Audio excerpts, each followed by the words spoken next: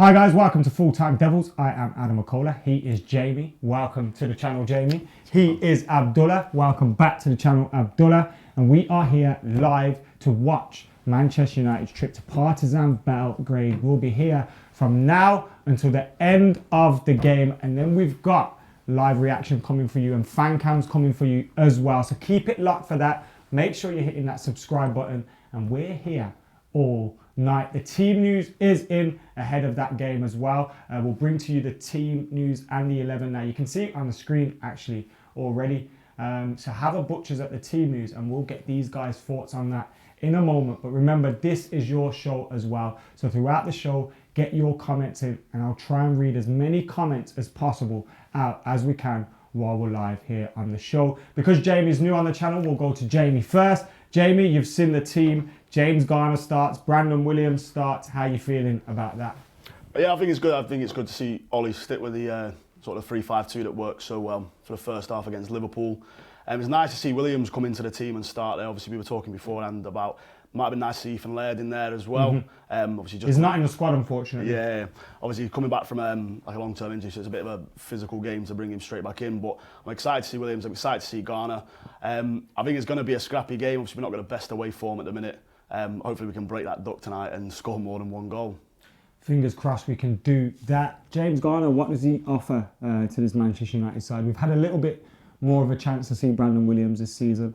Obviously, those that were out on pre-season tour or watched the pre-season games saw what he could do there, scoring a goal and so on. But what do you think he will add to this team today in that midfield alongside Scotty McTominay? I think what I've seen from him last season was, having that composure in midfield, but progressing the ball as well.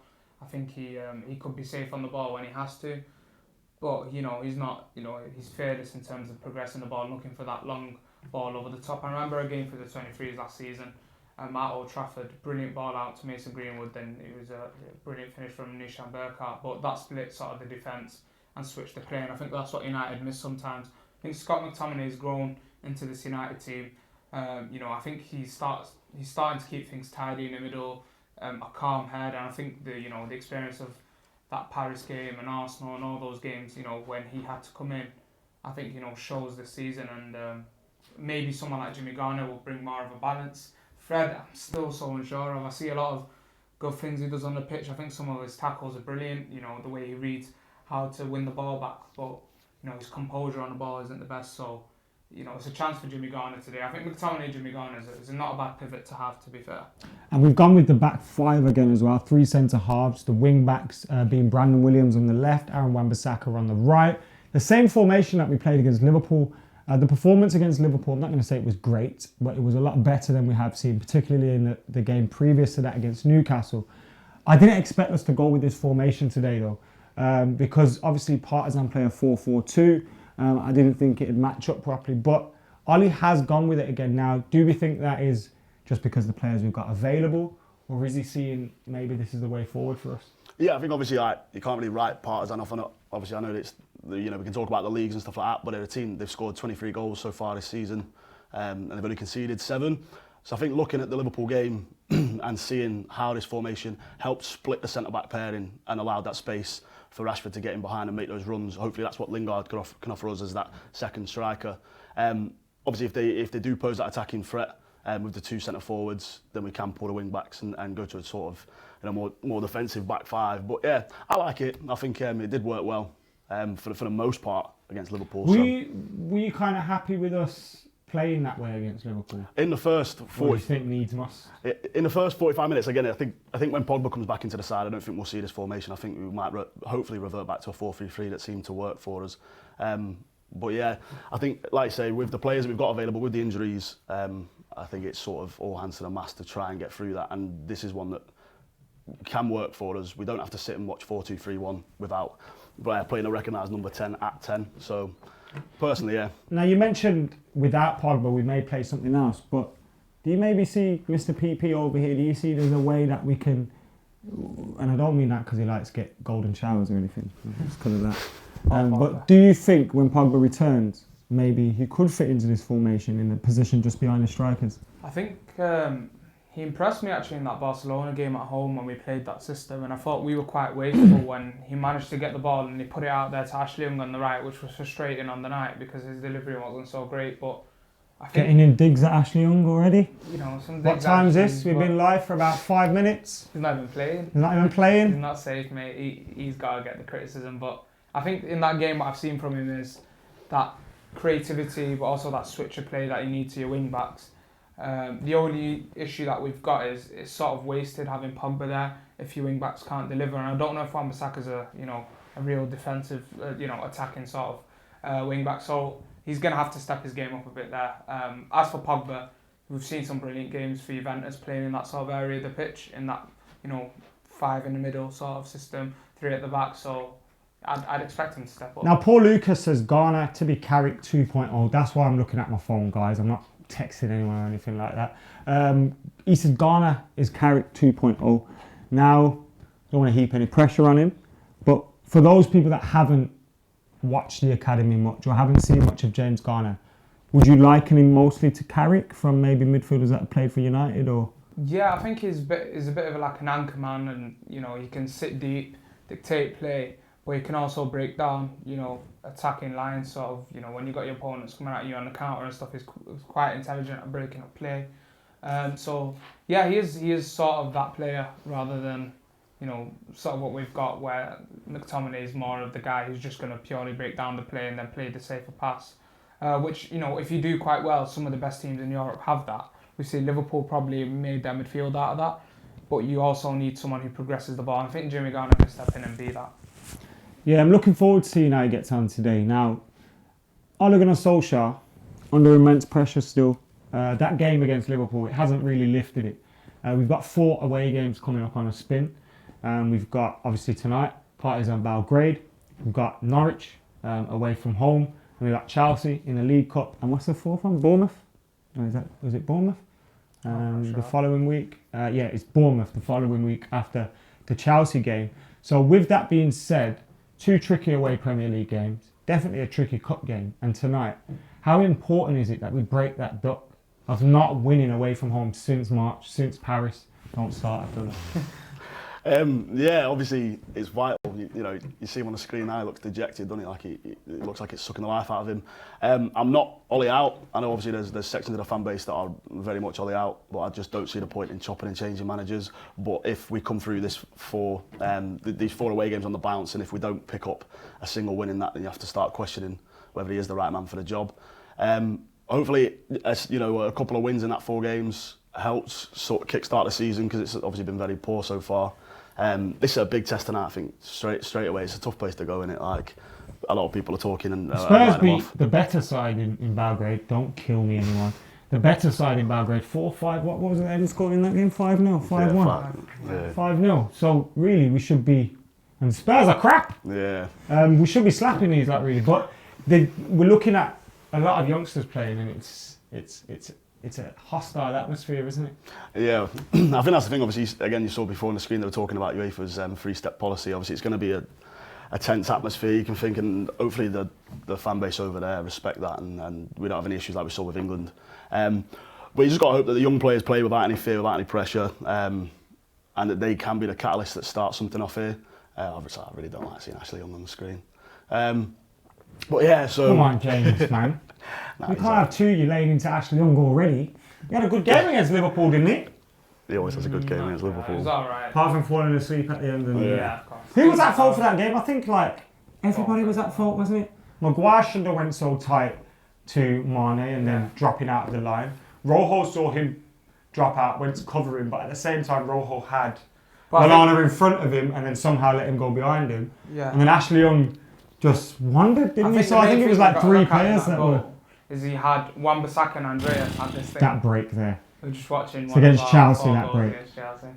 It was a fantastic break. It's Danny James's goal. And you look at when Martial's in the team, when Pogba's in the team, they take players away from the other players as well. Because it was so easy to mark when you look at our midfield, and with all due credit to McTominay, Fred, Matic, whatever, they haven't got much in terms of breaking a team down. And then it's kind of easier to just mark our front two or front three then, isn't it? Because we haven't got to worry about I think it's Paul Pogba when we're rolling towards the defence. It's all right for them when you've got like, you know, Pogba ahead of them, or Mata when he's at his best, or anyone like that. But I think when the team's just made up of those players, you seem a bit too passive in the game. And I think that's what we're seeing in was it Astana game at home? I felt we were in control for a lot of it. I was happy to see that much of the ball, but we didn't have anyone to break down the play until a bit of, you know, magic from Mason Greenwood. So yeah, it is frustrating that those guys are who we rely on when Paul Pogba's out. I think we need someone who's better at breaking down play, to be honest. Now we have got 9 minutes until kick-off, and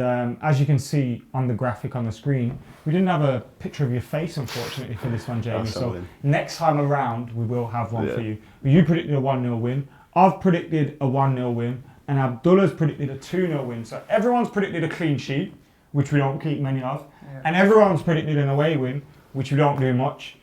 What are we smoking over here? But they're loving the optimism, Zach is. Yeah. I think it's one of those, isn't it? Going into a game like this is the perfect game to break that away duck. We're going great performance against Liverpool, but most people were probably expecting us to get hammered, and we didn't. So it shows a shift, hopefully, in the right direction.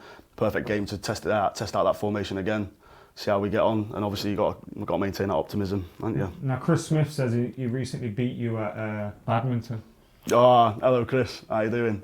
What's going on there? Not played badminton with him in a while. Pinging your shuttlecock about? Yeah, he thinks he's too good for me now, so I don't really play with him that much. Oh wow, you're the one on Full-Time Devils, eh? Yeah, exactly. He's a big Norwich fan. I don't know what that says about you or him, to be honest, but we're rolling out. Nanad thinks it's going to be 3-1 full-time, but he put the 3 first, so I don't know whether he thinks Belgrade are going to win.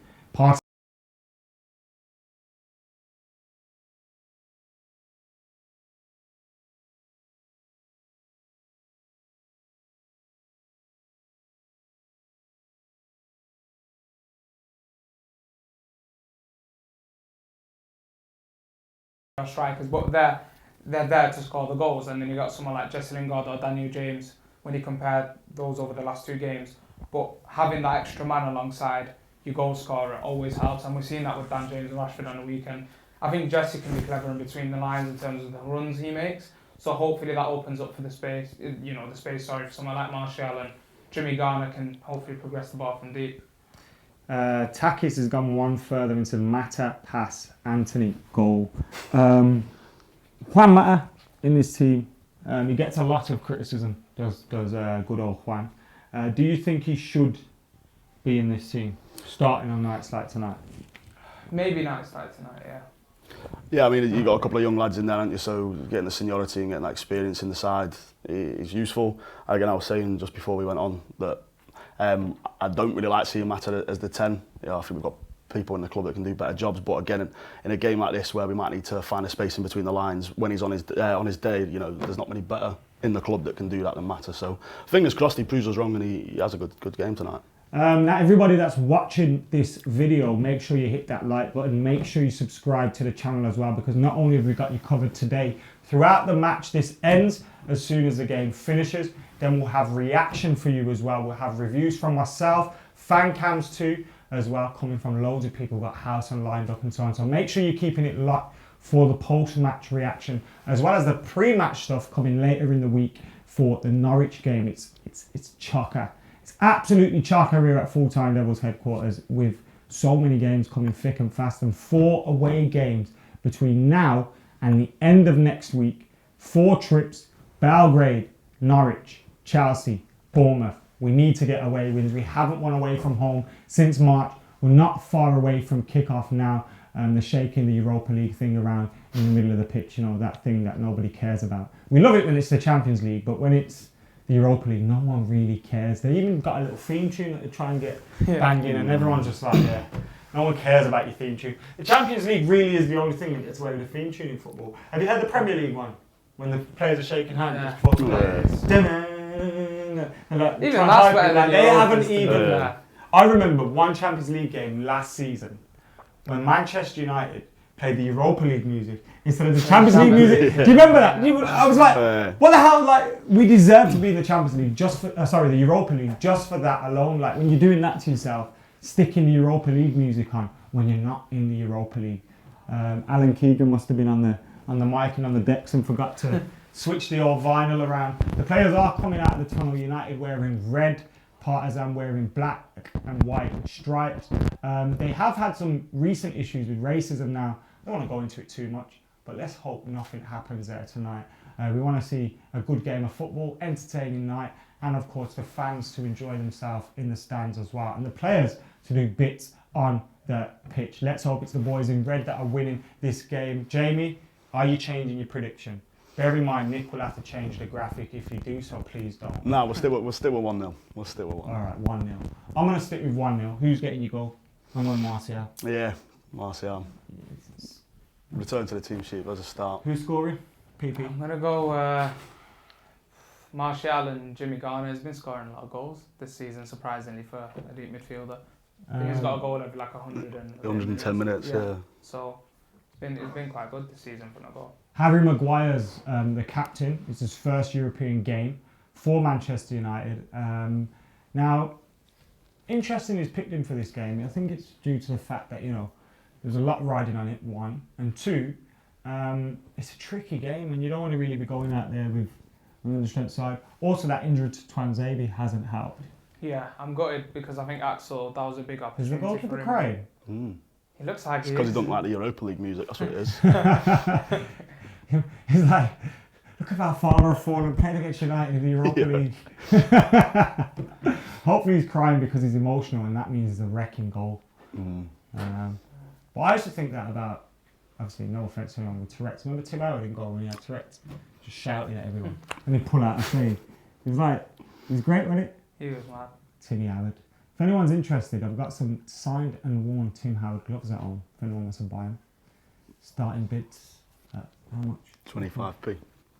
Stop. 50p, mate. That should do it. 50p? Oh, I'm taking the piss. What's his name? Zoran Tosic. Yeah. Zoran Tosic. Who did he sign with? Ljajic. Adam Ljajic, yeah. He never played a game and it was like... He signed in 2009 now. I read an interesting article in The Athletic. This is a plug to get it for free. theathletic.co.uk/FullTimeDEVILS if you got 50% off your annual subscription. But I read an article in The Athletic about Zoran Tosic. And I didn't realise at the time that when he arrived there, he obviously arrived, I did realise that it was 2009 when he arrived in January. And Fergie knew Ronaldo was leaving. So we kind of brought Zoran Tosic in mind, not to replace Ronaldo, but to be the winger. And Zoran Tosic went into training. He was being looked after by Vidic, but he just couldn't handle it. And it was like, imagine going from Serbian football to English football. And not only that, you're playing for the European and English champions. And you're training with all these guys and you just can't keep up. And Vidic said, he was lucky he had the Russia stint in between. He went to, was it Spartak Moscow? Yeah. And he never had the benefit of that.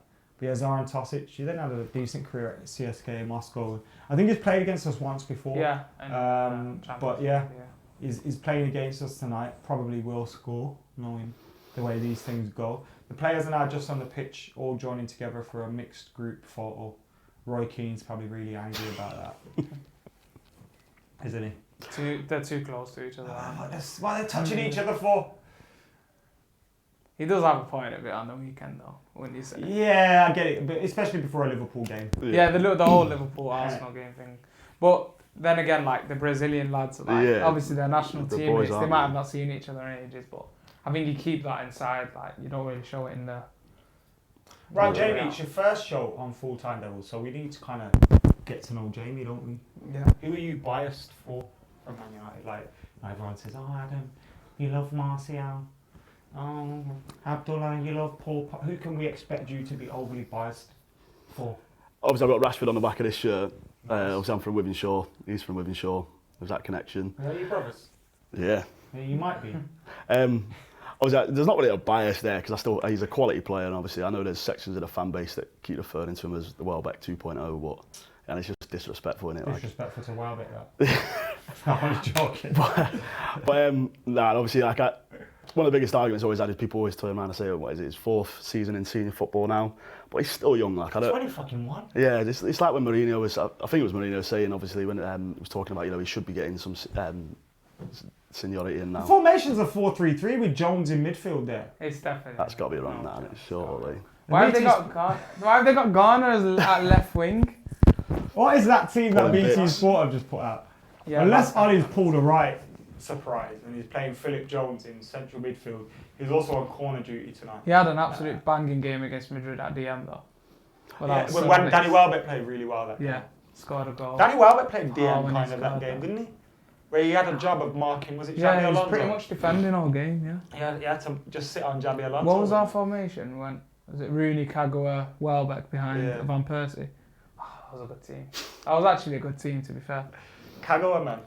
Oh, I'm gutted. By the way, the game's kicked off. We're 10 seconds into the game. I'm Harry gutted Maguire never on the out. ball. Do the people at home want commentary or reaction? Want a bit of both, I suppose. Yeah, both. United, I love commentating. I think I was born to be a commentator. I just somehow ended up. That is a handball, surely. Handball by James Garner. Brandon Williams, sorry. Brandon Williams, what have you made of his start to his United career? I think obviously we talk about Luke Shaw and whether he is good enough to be the first team, the first choice left back.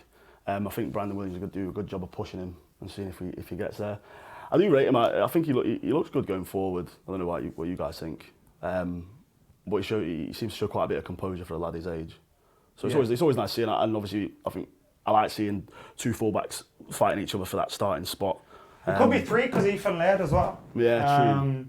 Who do you think's better? I know it's unfair to pit two youngsters against each other. Ethan Laird or Brandon Williams? I think for me, Ethan Laird, from what I've watched, I think he's a bit more complete in his game. On the overlap, he's good. I think his creativity is good as well on getting forward. He had an injury, didn't he, when Brandon Williams came in? Yeah, he had an injury. He was above him in the pecking order and he probably would have been promoted first. But that's the kind of thing, Marcus Rashford wouldn't have got promoted ahead of Roy Keane. Ashley Fletcher. Yeah. The thing is, there's a lot of time you watch certain players that you'll be like, oh, I'm not sure if they're getting United's first team, and vice versa, players that are like... That's a foul there, ref, surely. Aaron Wan-Bissaka hacked down in the corner. Harry Maguire slabhead there winning the header. And Philip Jones getting pulled down for the foul as well. United do get a free kick. Phil Jones was quite forward there. He is retreating a little bit now, so probably he's not in midfield. Yeah. No, I doubt it. It looks like they were setting up more. Oh shit, Savo Milosevic is their coach.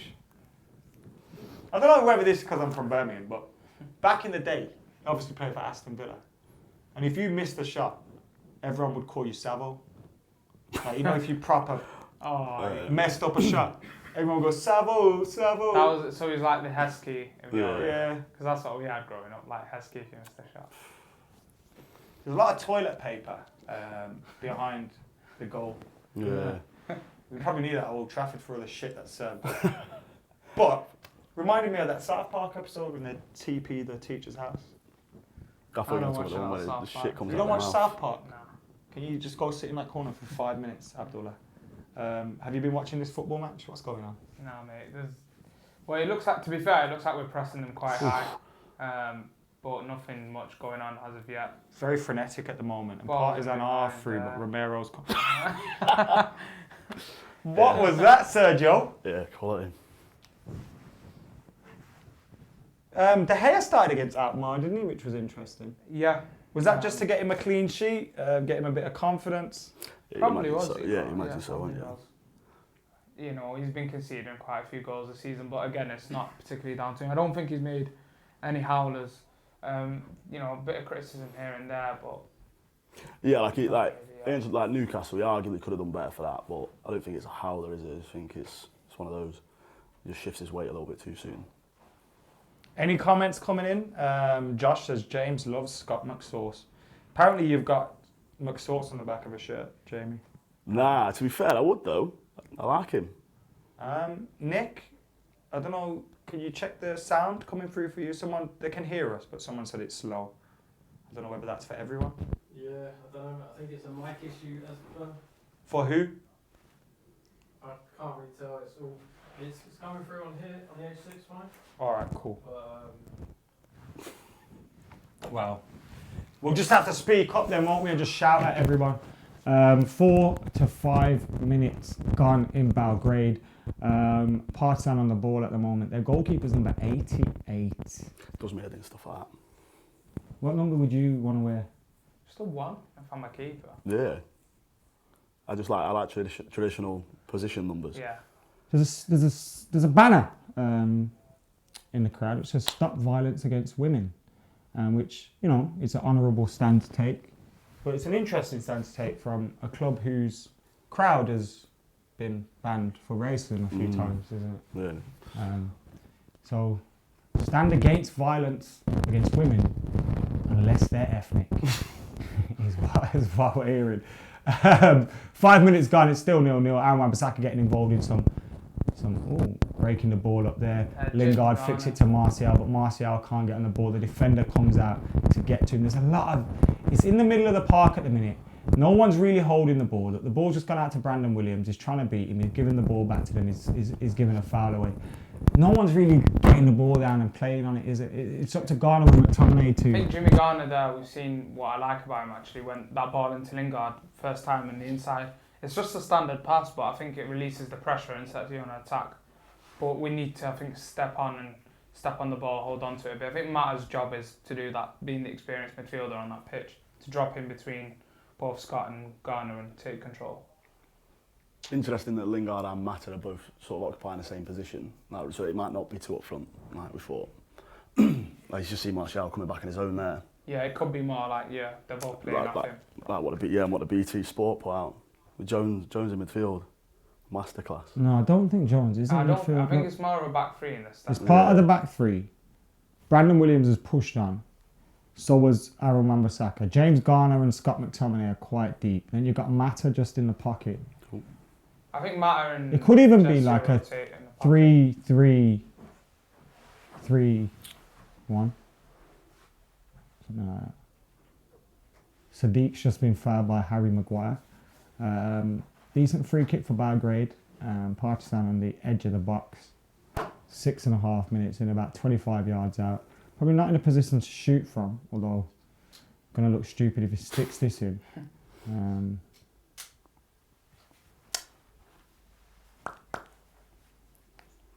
Come on. Zoran Tosic. He's got a look of the old Del Pieros with the black and white stripes on him there. Yeah. The nice little beard and that, innit?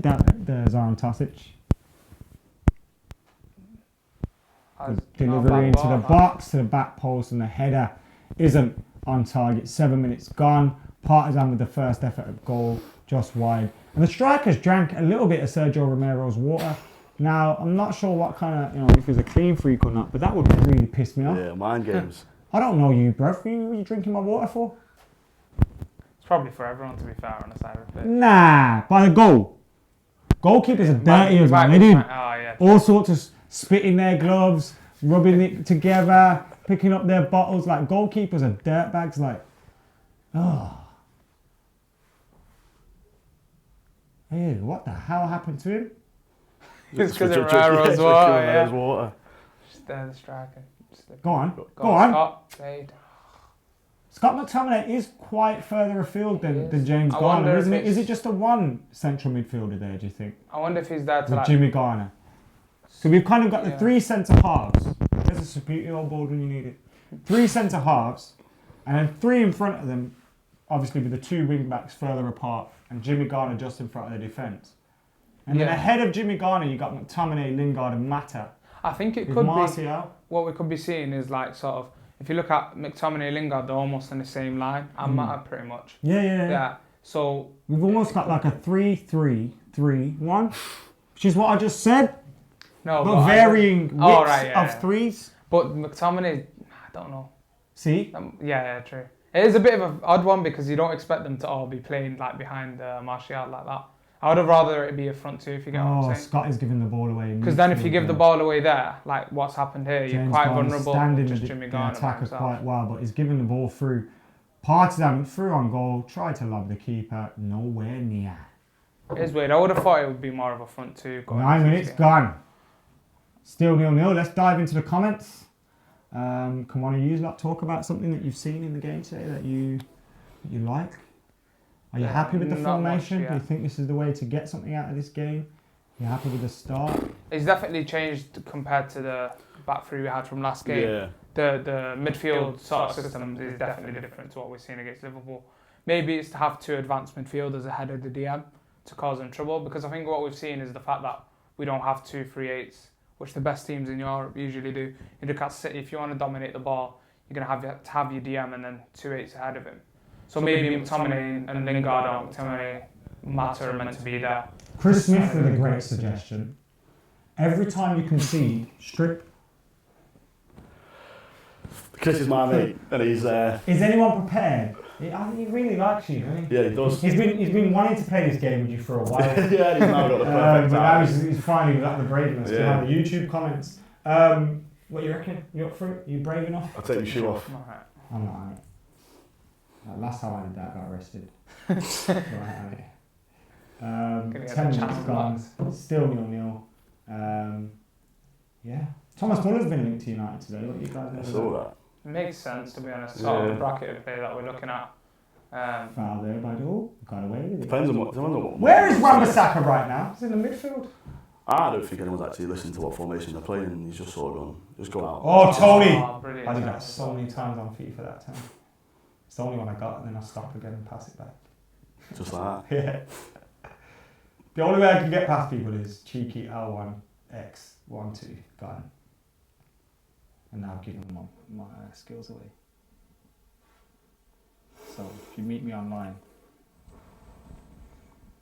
the 1-2 ain't on. I like how confident James Garner is. Sorry, mate. Go on. I was just going to say, like, again, just Phil Jones, Marauding, high up the pitch. Woo! What was it? Roll over there. What did you make of Rojo's Rolls Royce? If he was going to drive any car, it was going to be that, wasn't it? Like, He can do what he wants, sums him up, doesn't doesn't it? Guy What do can't- you think of the colour? I'm not sure. I like the colour, but Go stop on. my top. Corner ball. I like the colour, but not on that car. Yeah. Nah, yeah. Definitely not. Like on a Range Rolls Rover or Royce. something would sit like that. But Definitely not on a Rolls. would you expect anything else from him? Like a Rolls Royce. There's certain cars that you just leave alone. Yeah, Like a Roller's one of the. Do you know what I mean? Pogba's It can one. just be kept Mad. simple. yeah, black. But the guy burns his toast, Corner. you know. Bro, Harry Maguire! Oh, didn't even call for a foul there as well. Could have Why? finished that. He was probably too busy fouling the guy to get a good shot away, but that's a few. It misses a few opportunities, doesn't he, in the middle of the goal? We are just useless at set pieces, though, man. I just don't understand. But what to be we fair, work this on. season we have found him more Yeah. often than not. I think the delivery is just not. It's there. just that it's normally for the header that's back across goal rather than on target. But that's the thing, innit? We keep floating it into like the back post, and he heads it down across goal rather than just sort of trying to drill it into his big head. United have got a throw in. 13 minutes in. 0-0. Let's hope he's not, please not another Really 0-0. need some goals, man. Even a 1-0 would be boring, even if it's a win. Like, honestly, I was saying to you, obviously, I was hearing your podcast before, and when you mentioned the fact that we'd only scored more than once this season, that Go on, that's a foul, ref. Good turn by Anthony Martial there. It's just poor, especially the calibre of teams we're playing. You know, Partizan, Astana, Rochdale. You should be scoring 2 or 3 in those games at least. Should definitely be. Guys, get your comments in. We're going to be reading some of those comments out very, very soon. Whether you're super chatting or you're just normal comments, we will read them out very, very soon. Super chat is open, by the way, if you want to get on that. Also, make sure you subscribe and liking the video as well. Remember, post-match reaction is still coming up. Just because I'm sat here with you guys doesn't mean that we haven't got fan cams coming your way. Martial has just been fouled on the edge of the box about 25 yards out as he's gone up for the ball. He's had a busy game. He's been all over the pitch and he just jumped on there. Decent effort, decent free kick chance. What do you think Matt's going to do with this one? Waste it. Probably. What's he going to try to do? I think he's got to try and bang it into the box, hasn't he? Where is that from? Yeah, Timmy Garner's still over it as well. he has got it on him. Wolves losing. Well, are you saying obviously I know we don't score enough goals. You know, we scored 10 this season so far, but obviously we're building from the back, aren't we? Which is nice to see. Like, you know, we've conceded 9.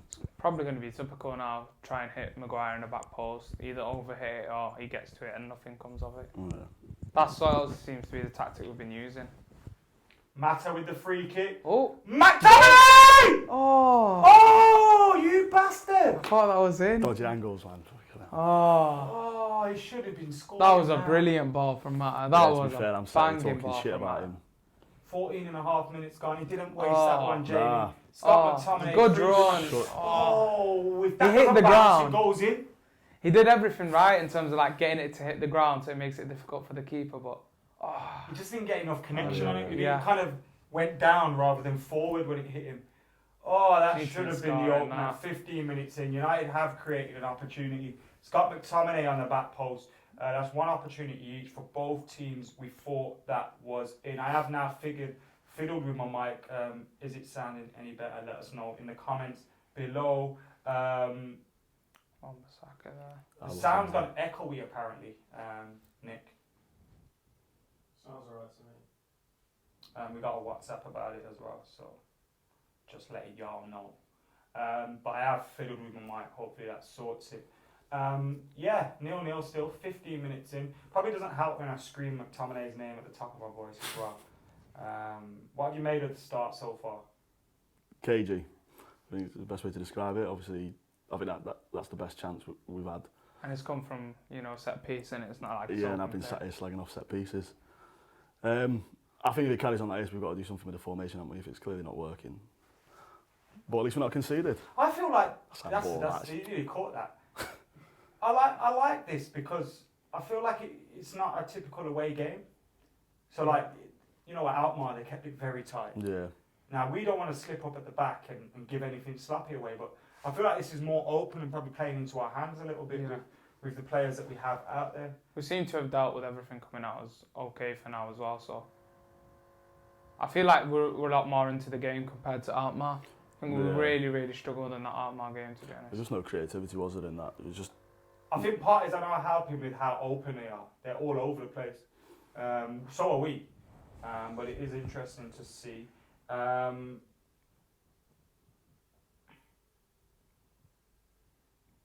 course you think Ed Woodward's going to score the winner. Now, I don't want you to comment on that, but Ed Woodward's comments in United We Stand and his briefs recently, what have you guys made of them as Jesse Lingard takes the ball into the Belgrade half here and picks a good pass out to Brandon Williams on the left? I think it was just the standard sort of, media brief that you get from Ed Woodward. But I think it was a bit more this time, the whole thing, him sort of reacting to other social media fans saying, that he doesn't make the deals, that doesn't make the deals happen purely. There's scouts there, there's like a system in terms of signing players. But I don't really buy into that because when you do say that, you look at who we bought, Maguire, Wan-Bissaka, Daniel James, those are signings that like you'd sort out from the start of the window or signings that are already there to be made. We've not really had like anything special come out, like player from abroad that we've not really heard of. Sort of an Anthony Martial situation have we in the last few windows. So I'm not too sure. I think he does have a say. He does have a say because we hear things flying about the whole how important marketing is to United, the whole Adidas thing with Paul Pogba. So you just hope that players are bought in to fit Ole Gunnar Solskjaer's system and purely that, and maybe we've taken a different approach. I'd like us to step up in January and really show the confidence in the manager. How do you make it? I think the only thing, I completely agree there, but the only thing that I sort of looked at and went, all right, fair enough, was the part where he said that he's very aware that a lot of the transfers hadn't been good enough and they hadn't worked out. But then he goes straight back on himself and says that none of them were ever signed just for their marketability, which I don't buy into. Yeah, either. I don't agree with that. And obviously, I don't think it's a coincidence that this sort of briefing's coming out at the same time that obviously the reports about the Glazers selling is also circulating. So I don't believe anything Ed Woodward says, to be fair. Yeah, nor do I. Scott McTominay Oh, just well ran done, you Scott. there. Oh, that's a foul there. It's been a lot of free kicks so far. We're 90 minutes in. There's already been about 10 free kicks in this game. Yeah, they're gonna go for it in it, Partizan. It's like for them the Europa League obviously is where we'd want to be in the Champions League, but the furthest they can get into the knockouts and stuff like that. So you'd expect the intensity from the opposition to always be a bit higher than us in the Europa. So I expect a tough game, to be honest. I'd just worry for someone like McTominay who we're relying on in midfield. Phil Jones. Philip Jones just tried to, he rolled the ball under his foot, tried to step over, clattered someone now. It's a free kick to Partizan Belgrade, but Phil Jones is being Phil Jones, that's for sure. Remember, we are live as well. Make sure you're getting your comments in. We'll try and read as many as possible out right now as well. So keep it locked to the live stream. Share it for us as well if you can. That would be nice. Sonal's in the comments all over them. He's talking about FIFA. Chatting to someone, just two of them chatting, which is nice, I suppose, that we've got a community that has come together in our comments. Why is Daniel James not starting? Says someone with the name I Love Trains. I don't really know why Daniel James is not starting. Actually, to be fair, you'd want to rest him maybe because you got Norwich away. You got beat up on Sunday as well. Yeah. Yeah. I'm surprised he's travelled. If it's a bit of a weird one because like now we're relying on him to start. You'd expect him to start the Europa games and then be coming off the bench against someone like Liverpool, but he's made that role his sort of, you know, whether right winger, left winger, you know, that extra man that we were missing between Martial and Rashford. It is just, you know, disappointing the fact that we've got to bench him in a game like this because we've not got the quality elsewhere. Because I would have liked to see him. I think he's that spark in that team that can change a game like this. James Garner's looking good there, isn't he? I know he's just picked a pass that's been cleared by the defender, but in terms of, he's always opening his body up when he receives the ball, always looking for the pass, always trying to make things happen. Wan-Bissaka there taking on one or two players. The team's looking confident today on the ball, aren't they? They're not hesitating, they're not overthinking everything. They're keeping going and they're bringing the ball forward. What do you think, Jamie? Yeah, Sorry about that. The aircon's just going mad. I think that was always like one of the things that I hated about when we played that 4-2-3-1 is that there always seemed to be that hesitance to play like the forward pass or to look up, and it was always everyone seemed to be looking for somebody else to do the creativity, no one wanted to take responsibility. But I think with this, I think there's a lot of players ahead of the ball, and I do think we're not being hesitant with it. So it is it's good to see. To be fair, anything's good to see after what we've witnessed in some of the games this season. I just really like McTominay. He always looks like he wants to do something. Good pass there to Lingard. Found Scott McTominay brilliantly, to be fair. Oh, I snatched at that. Had time. Some good passing by Jimmy Garner initially, and then Jesse Lingard to find Scott McTominay on the edge of the box. About 23 yards out. Snatched it wide, but it's again confident passing. We're getting the ball about. We're playing with ease. It's that pass again from Jimmy Garner. It's almost like the pre-assist a lot of the time, the one that breaks, you know, through a side, breaks the lines, and then you got that extra pass then, which I think Jesse Lingard did brilliantly to pick Scott McTominay. If he lifted his head, I think he had a run on the left. But it's just good again because we didn't see this in the Artmar game. We couldn't break through that team. It's literally their two attackers against our three centre-backs. Yeah. And then we've got a bit more further forward. Play. Go on, Jesse, get in that space. Football. Play. Play, Jesse. Play in, play, Tony. Too much on that, man. There. Tony Marshall's had the ball out wide and he just fell over. But then he's fouled it. I hate that. You know when the ball, it's like, when the ball goes to your player and you foul the guy. And he just fouled someone. It's annoying because it's frustrating. Should have had the ball back there. We're halfway through the first half. I've been reasonably happy with United's start to the game. It's been very frenetic, very high paced. Anyone could score the opening goal. That's how it is. Like you wouldn't be surprised to see them just hit us on the counter attack. But everything is open at the moment. I think we've been better in transition in this game, definitely compared to the last Europa game and most of the Premier League games we've seen this season. It's just about that final ball there again. You know, whether the shot from McTominay or James Garner again snapping into a challenge, winning it deep in defence. Oh, brilliant. There's Matter with a ball to Brandon Williams. Turns, got Scott inside. That's come from James Garner winning the ball. Come on. If McTominay made the run, obviously he was drawn to the ball, but if he made the run there, we were in. Mobile Master thinks it's a dead game. Regatale says McTominay is playing well. Pierce feels there's nobody willing to drive forward.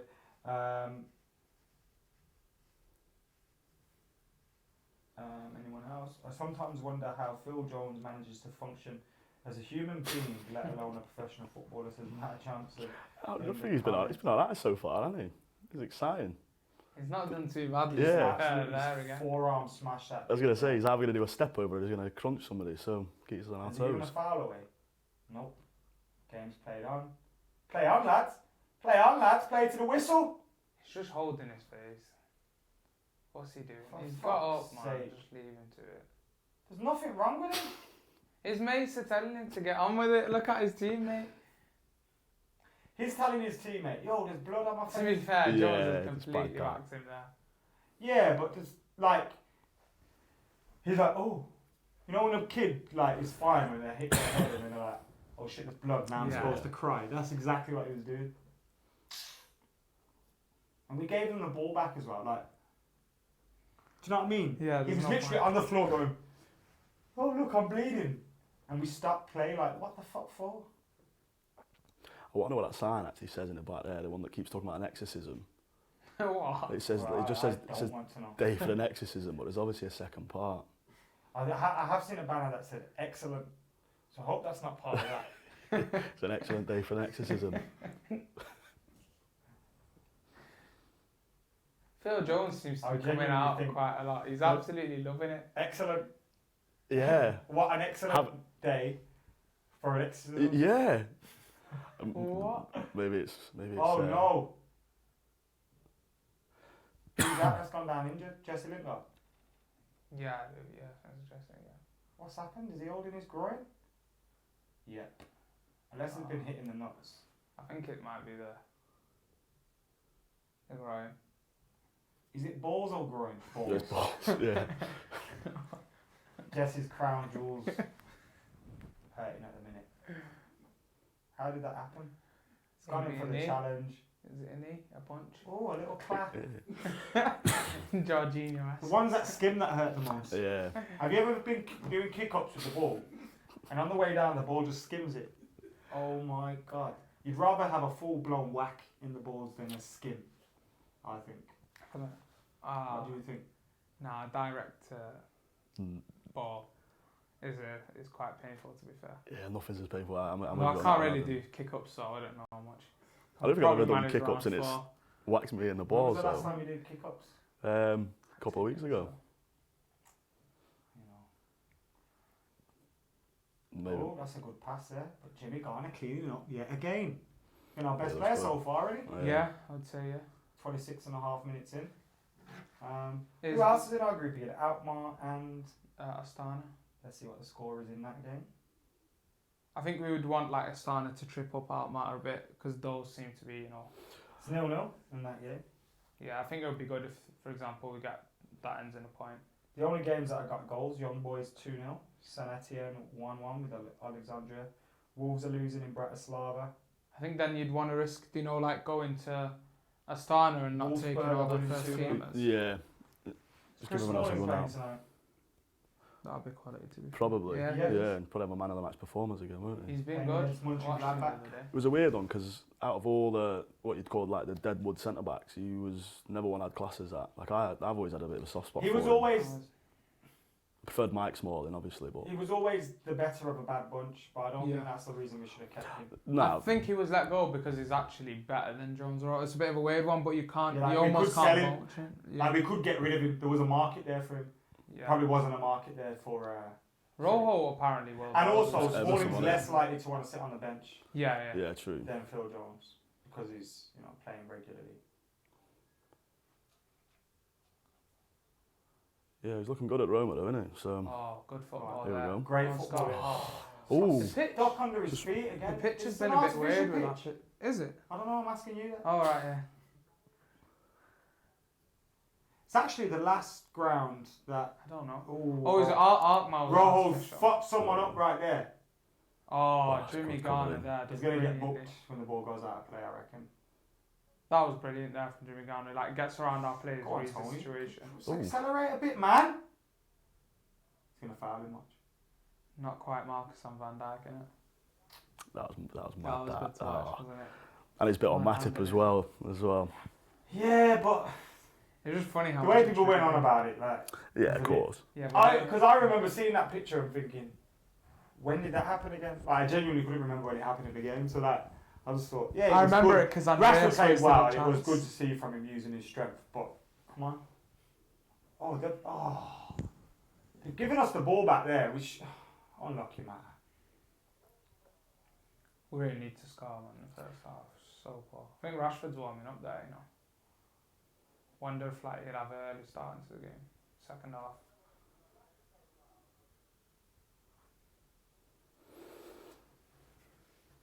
Partizan stepping into half now, the ball. Speak up, Abdullah. Oh, days. Is that foul? Yeah. Half an hour gone, free kick to Oh, Partizan, 30 God. yards out. This is horrible to watch, man. We should really be going in like 2-0 into half time in these games like comfortably, and I think we're not getting that in this Europa. Can we get any brews on the goal ball, like drinks or something? Is anything going? Anything? Is anyone there? Anyone here, you reckon? What do you reckon? It'd be nice. Everyone was listening. A little drink, A water. hot, cold beer. I don't know. We're not allowed the water. Just, something. Well, he also looks like Kareem Benzema. Who? Sorry, Tosic. That's a bit like Pirlo and Benzema and what? I didn't say Pirlo. No, I said Del Piero. Oh, Del Piero. Yeah. I'll be a bit mad. Ah, my. I hate Oh, it. to be Del fair, Piero Del scored Piero. against us in 26 seconds. Is anyone? Nah, I can't. What game Oh. was that? What I game might have was been that? to United Juventus, who won 3-2. Yeah, I was on bar. Either 95, 96 or 96, 97. One of those seasons. Definitely I was on bar. Yeah, And Ryan that Giggs was scored two. a great goal in that game. Ryan Giggs picked the ball up wide, beat loads of men, smashed it in. It was like half a goal against, remember his goal against Arsenal? Yeah. It was like half of that. He didn't come from the halfway line, he come from halfway and he smashed it in the roof. Oh my god. I thought he was giving a penalty for that, you know. Partizan wanted a penalty there as Maguire brought the ball down with his chest, but he brought his hands really close together, which made it look like that, you know, McTominay got Meg with the back heel. that last minute is Liverpool. Go on, Oh, Jess. Jesse. Ah, well done, Jess. Ah, too much. That ball, that. Press. Damn, man, I should have followed that one. When everyone's fit, who's in your team, lads? We know Martial's up top. We know De Gea's in goal. Well, I suppose it depends on the setup, doesn't it? Like what we're talking. If we're going, I like the 4-3-3. And to be fair, I'd like to see Jimmy Garner sort of take that holding midfield role with McTominay and Pogba. I think that could work. And I still think that Rashford's best position's out on the wing, but Yeah, left. obviously that way. But like Daniel James obviously looks dangerous there. But yeah, I think if everyone's fit, I probably would go with Rashford on the left, Martial up top, James on the right. Ooh. Why's Phil Jones trying What are you trying to do, bruv? We've just given away a corner for no reason because Phil Jones decided to do some mad to do Phil Jones things. Press that analog in and start kicking it up in the air. Wan-Bissaka though, man, I love him. I absolutely love him. What a beast. Did you see the cover of, was it Red News? The Arachnid cover with Wan-Bissaka. Pretty cool that. Oh, I thought Matt was going to give away a penalty there. He didn't, and we've got the Yeah. ball. Can we get it clear? We have cleared it, but straight to Partizan. Partizan have got a straight back in now. 32.5 minutes gone, and they've still got the ball. Jimmy Garner's trying to clean things up. I think Matt has just not got the legs for it, man. Nah, He he's had doing, pace, greatest player on the planet. What, man? Messi, basically. Yeah, serious? Yeah. Matt had pace. Jesus. Seen that at the start. Because he'd have Chelsea. 99 everything then. He got has been finesse. behind that Chelsea since Well, Chelsea. pace and power he hasn't got. The two P's. Everything else has got the brain, the skill, the techers. This season has lost a bit of his touch, I'm not going to lie to you. Yeah, Some of his passes have been a with you bit on that wayward. one. I like Matt. I absolutely love him, but I think some of his touches are quite disappointing this season. Like, he's still alright to come into games like this, but Have you noticed Martial's been trying to hold the ball up more? Where normally, sometimes he'd flick it off, he's trying to... yeah, bring players. I think we've seen that from the start of the season, different to what we've seen in the past from Martial. It's more of that pass and getting behind, but he seems to be, getting the ball and trying to get everyone else involved. Partizan have a corner, 33.5 minutes gone. Sergio Romero telling everyone to get ready. He's got an Argentinian flag on his gloves. Argentina.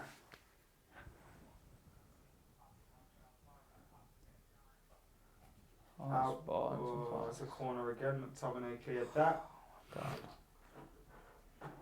What would you do in the second half? I'd personally bring Greenwood on and take Matter off. I'd put Jesse just behind Martial and Greenwood, to be fair. Yeah, I'd take Matter off definitely. So then what would your I think midfield would be? Garner, McTominay? Yeah, Yeah. and I'd play Jesse behind those two. Oh. I'd bring Rashford on over Greenwood. I love that. You know when a player absolutely shanks a shot to the corner flag and then complains to everybody else? Yeah, So like the Partizan players smashed a shot to the corner flag, and then he's looked around and like, no one gave me an your option. fault, mate. You just shot. Pegged back now, though, aren't we? Oh, Harry Maguire there. Thought he should have got to that. James Garner getting beaten in the midfield. Good pass wide. Have the Partizan fans got a Man United flag there? But it looks like one of the generic ones, like that you get given free at Wembley. Because they like to do that in Eastern Europe, don't they? Get flags of the other club, hold them upside down and stuff. See? Oh, right, yeah. Might be a Serbian United fan. I reckon they really think they've nicked that, but they really haven't. Someone just didn't care about it. I just want to know whether that exorcism thing is a thing for like Serbian people. Google That that, is Google mad. that thing, what it says. We definitely need to. An That excellent Day day for for an exorcism. exorcism. What an excellent... Google it. Someone. Let's have a look. You might want to go incognito. Yeah, I was about to say. You get some mad advertisements the next few days. Mad advertisement. Fucking FBI will be in here in a minute. What is it? What a great day for an exorcism. Oh, me and him in here as well. 2 Asian lads. Whole place getting shut down. Romero, they're finding. Hold on, Scott, you're come not... on. You're African, isn't it? North African. Yeah, Libyan's African, isn't it? Yeah. So wrong. I stereotyped him because he's brown. I think it's literally just a quote from The Exorcist, so they must just be really big fans of old horror films. So, next to the Stop Violence Against Women banner, Yeah. we've got What a Beautiful Day for an Exorcism banner and a load of racists. Oh, Tony down the Go edge on, of the Tony box. Marshall. Ah. Where's he going? Dizzy's man's out. There's just that missing. McTominay. There's just that Uh, missing running Ball! side, man. I feel like we genuinely need someone like Greenwood Shoot. in this game. Oh, play on it. Oh. Oh, Hey, go man! on. Shoot! Shoot! Go on. Shoot! It's just. Yes! Oh, Hit the the post! That was a good effort, that. Played Wan-Bissaka. Scott. Wan-Bissaka kept that alive. That's a free kick on the Hey. edge. Yeah. Free kick on the edge! Wan-Bissaka there. Look, Belgrade got the ball back. Wan-Bissaka's won it literally on the 18-yard line. Give it to Lingard. Lingard tried to place the ball in the corner, which is the perfect thing to do. Fortunately for him, A decent too clean, effort, that. hit the post. Then the ball's got out. Scott McTominay got fouled. That wasn't given. Phil Jones diving all over the place. That was given. Wan-Bissaka, you beautiful man. Oh, that was a good feed. Oh! That was quick to get out of How his many feet to hit the pink shot boots, as well. pink gloves? Everyone's wearing pink today. Right, here we Nothing go. wrong with it, mate. Nothing wrong with it. Why is everyone wearing pink boots and pink gloves? Is it like Nike? No, well, Adidas. Jess is Adidas, isn't he? So Yeah. Adidas got a whole pink thing going on. That's the 40 plus club in the corner, you see it? That's where all the old fogies go. That's why all the toilet paper's there. Matter with another cross into the box, back post again, looking for Maguire, keeps it in. It's not out of play. Or was it a foul? And you see what Maguire's thought of that one, he's given an old fuck off to the ref. That's a booking if the ref understands. Oh, the feet there for Man, Wan. I love him. I love him. Oh, Oh! it's a good effort. Unreal. Come close twice in this game. Already better than what we've done Yeah, in the last Europa game. we should be going in 2-3-0 up at half time in these games, shouldn't we, realistically? But yeah, like I said, I feel like there's something missing in the middle there. When Martial comes out, I think we're missing that, poacher in the middle. Marcus would be ideal, but I think we just got to be cautious with how much we're playing them, aren't we? Yeah, With the definitely. Premier League coming up, that is what's important right now. Yeah, so I'd bring Mason on, then if need, and then I think Marcus will come on for Tony anyways. Yeah, makes sense to be fair. You want them both to be fit and firing. I'd take Matted off either way though. Yeah. It is disappointing. I really like Matt, to be honest, but Well, it doesn't sound like either of you like one man. this I love the guy. is Actually, love the guy. No. But yeah, I don't want to hear it. Oh, I love the guy. Oh, just because he's done a video on FullTimeDEVILs clearly don't.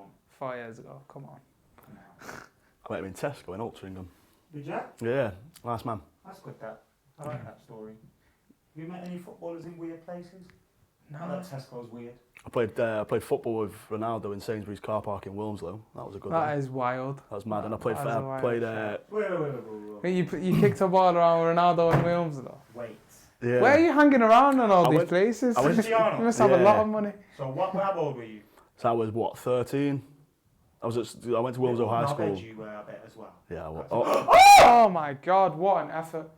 Oh, Partizan Belgrade have hit the post there with a cracking shot. I only called you a knobhead there because I'm jealous. But carry on anyway. So I went Wilmslow High School. It was after school one day, and we just seen him coming out. We had a football, and we pinged it to him. And the guy loves football that much, so he had a bit of a kick about with us in Sainsbury's car park. I also played a little bit of football with Edwin van der Sar and his kids. So that was a nice day. Where was that? That was in Wilmslow. must have been Wilms at Ultra again. Tesco. Yeah. Whereabouts? So you're from Wilms? No, I'm from Withenshaw. Tesco in the world, I think.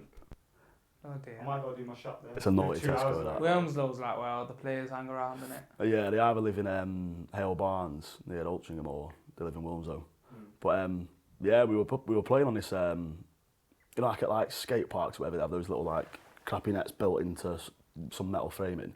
We were just kicking around there, and we just heard this man shout, "Do you mind if my kids play?" Turn around, it was Edwin van der Sar. So obviously we were like, absolutely. He went in net though, so that wasn't great. That's a good story, that.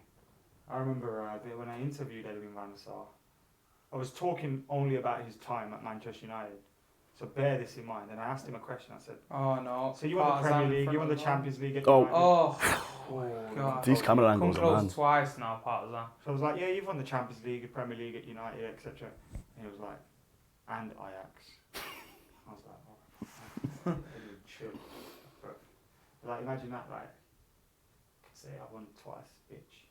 So you should have just called me a bitch, though, if you're gonna say that. Do you know what I mean? Yeah. Like, just go whole hog. Say, what are you talking about, you little bitch? You won it twice. I knew what I was talking. I knew he'd want to be like, you know when you feel like vexed that someone's pulled you up on something. Did you see his reply yesterday about like coming so here he's got to a do long director job, of right? But he was just like, not anytime soon. He was like, sort of dismissed it so quickly. He's dismissed it after AZ are winning, by the way. After Ed Woodward kind of. Go on, Brandon. Go on, the place Brandon we Williams got. is the box. Oh, that's a penalty. That's a penalty, yes. Brandon Williams, lad. Well done, Brandon Williams on the break That was there. brilliant. And you know what's magnificent? Garner and Williams have been standout for us. Yeah. That ball Brandon from Williams Ghana. running. Did he receive the ball from Garner? Yeah, pretty sure. Received the ball from Garner, running through, brought down in the box. Oh, it was like A fantastic run from the young lad. And that is what Luke Shaw doesn't do enough of. Yeah, it's Beat a man. Try and make something happen. That's He's definitely. passed the Yeah, it's ball. big The play ball that was as well. probably going out of play. It's been brought down. Clear penalty. Who will take it? Anthony Tony Martial Marshall, stepping come up on, for this Tony. penalty. 43 minutes gone. Can we get the lead just before half time? It'd be coming at a time when Partizan was starting to put a lot of pressure on. Flashed 2 shots. One of them hitting our bar, one of them going just wide. But now we've got Tony Marshall with the penalty. Is he scoring, Jamie? Yeah. Yeah. Having Top He's left. scoring. Going bottom left. Come on, Tony. He's scoring. He's buried it. Oh, Yes. Anthony Martial is back, ladies and gentlemen. Yes. And he's back with a goal. That's his 4th goal of the season. 3rd goal of the I think season. it's third. His 3rd goal of the season. But whatever it is, Anthony Martial has scored a Manchester United lead in Belgrade. 1-0 to Manchester United. That goal made by Brandon Williams. Fantastic run into the box. And when he was brought down, Martial stepped up to tuck away the penalty. It was a cool, calm, collected penalty. He let the goalkeeper dive to the goalkeeper's left, and Anthony Martial stuck it to his right, the keeper's right, and Martial's left. 1-0 to Manchester United just before half time. Just what the doctor ordered. Boys! Good time to get a goal. Good time to Yeah. get a To goal. get a goal. And I like you see there when everyone goes over and celebrate. Obviously, Matt is talking to him about something, and I think that's what when we were talking before about. It's good to have that seniority when we've got quite a few young lads playing. Whether he's telling them to keep their heads, whether he's telling them to just crack on now and try and get a second. It's nice to see him taking that leadership role. Therefore, what did you make of the goal? I was happy. You know, Brandon Williams, of course, wins the penalty there. More of what I want to see of him going forward, carrying the ball on the outside of defenders. I see him come inside quite a lot when I watch him, but He did what inside? You know, coming from the outside. Oh, nearly Abdullah. Just Nearly Abdullah. Don't want to slip up in front of Adam. Some people are sat at home like, what the hell are we about to talk about? Never you mind. If you didn't get it, you didn't get it. But yeah, 1-0. Brandon Williams, James Garner have been excellent, and I just missed the James Garner pass. Can you explain that? I think if it was him or if it was Scott, whoever picked it up from deep and then found Brandon Williams on the outside there, quick transition, which again is what you want from your wing backs. And what worries me is if we play the system, does Luke Shaw have the ability to do that? You know, and hurt, because if you play as a wing back, you need to, you know, be solid defensively and offensively, and Brandon Williams shown there that, you know, he's got that in his game. I think that is the thing that potentially might make him more attractive than Luke Shaw is. He does seem to be... Half time, by the way. Half time. Sorry. Yeah, he seems to be a lot more of an offensive threat than Shaw. I don't know whether that's still because of that tackle against post for us? that PSV challenge. Yeah, can you do half time post for us, please? Yeah, so half time here, Phil Jones having a little chat with the referee while I just sort my mic out. Come on, you got to take over and give us your half time reports. I think probably our best Europa half. I think at Starner we had a lot more of the ball and we didn't concede any sort of shots really. In here, you know, they missed 2 big chances against us. Not 2 big chances, but they come close.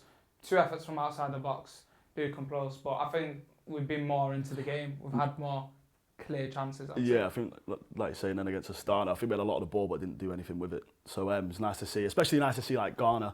Like Garner seems to be running the show tonight. Like him and McTominay look good together in midfield. And obviously we were just talking about Brandon Williams then. And I actually want to see more Phil Jones stepovers. So now, Phil Jones is nuts coming out. Now, I was listening to the radio today. They're hyping on about Frank Lampard and their Chelsea. I mean, in fact, fair play to him, he's doing pretty well. But you'd argue it's very early stages. 9 games in. On his first 9 games, he was doing amazingly well. He's getting a lot of credit for the young players he's using. Why isn't Ollie? I think it's a different situation. When you look at this Chelsea setup, a lot of these guys have gone out on loan. Tammy Abraham, I'm a massive fan of. A lot of people were doubting him at the start of the season, especially after that Super Cup. And I stood up for him instantly because I think, you know, he's shown his pure goal scorer at Villa. Like Axel. And you look at Axel, he comes in, he looks like a ready-made Premier League player. We didn't have that with most of our setup. Green was not been in Championship. Chong is the massive one for me. I think he really needed a Championship loan because I'm not sure he'll make it at United or not. And probably won't because I think he always overcarries the ball. He always looks a bit too overwhelmed. The Championship would have been good for that. Look at that Chelsea setup, Mason Mount. You can go on, Tomori. All those players have played in the Championship. United haven't got that. And we look at Twanzebe, who's just returned. He's the only, That kind of loan move. He already looks a ready man, I think. I think as well that one of the differences and why Lampard's probably getting more praise is this idea that he's been forced to play him because of the transfer ban. Yeah.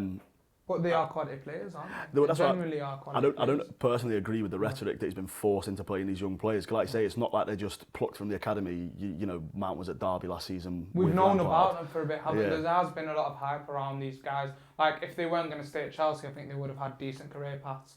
Yeah.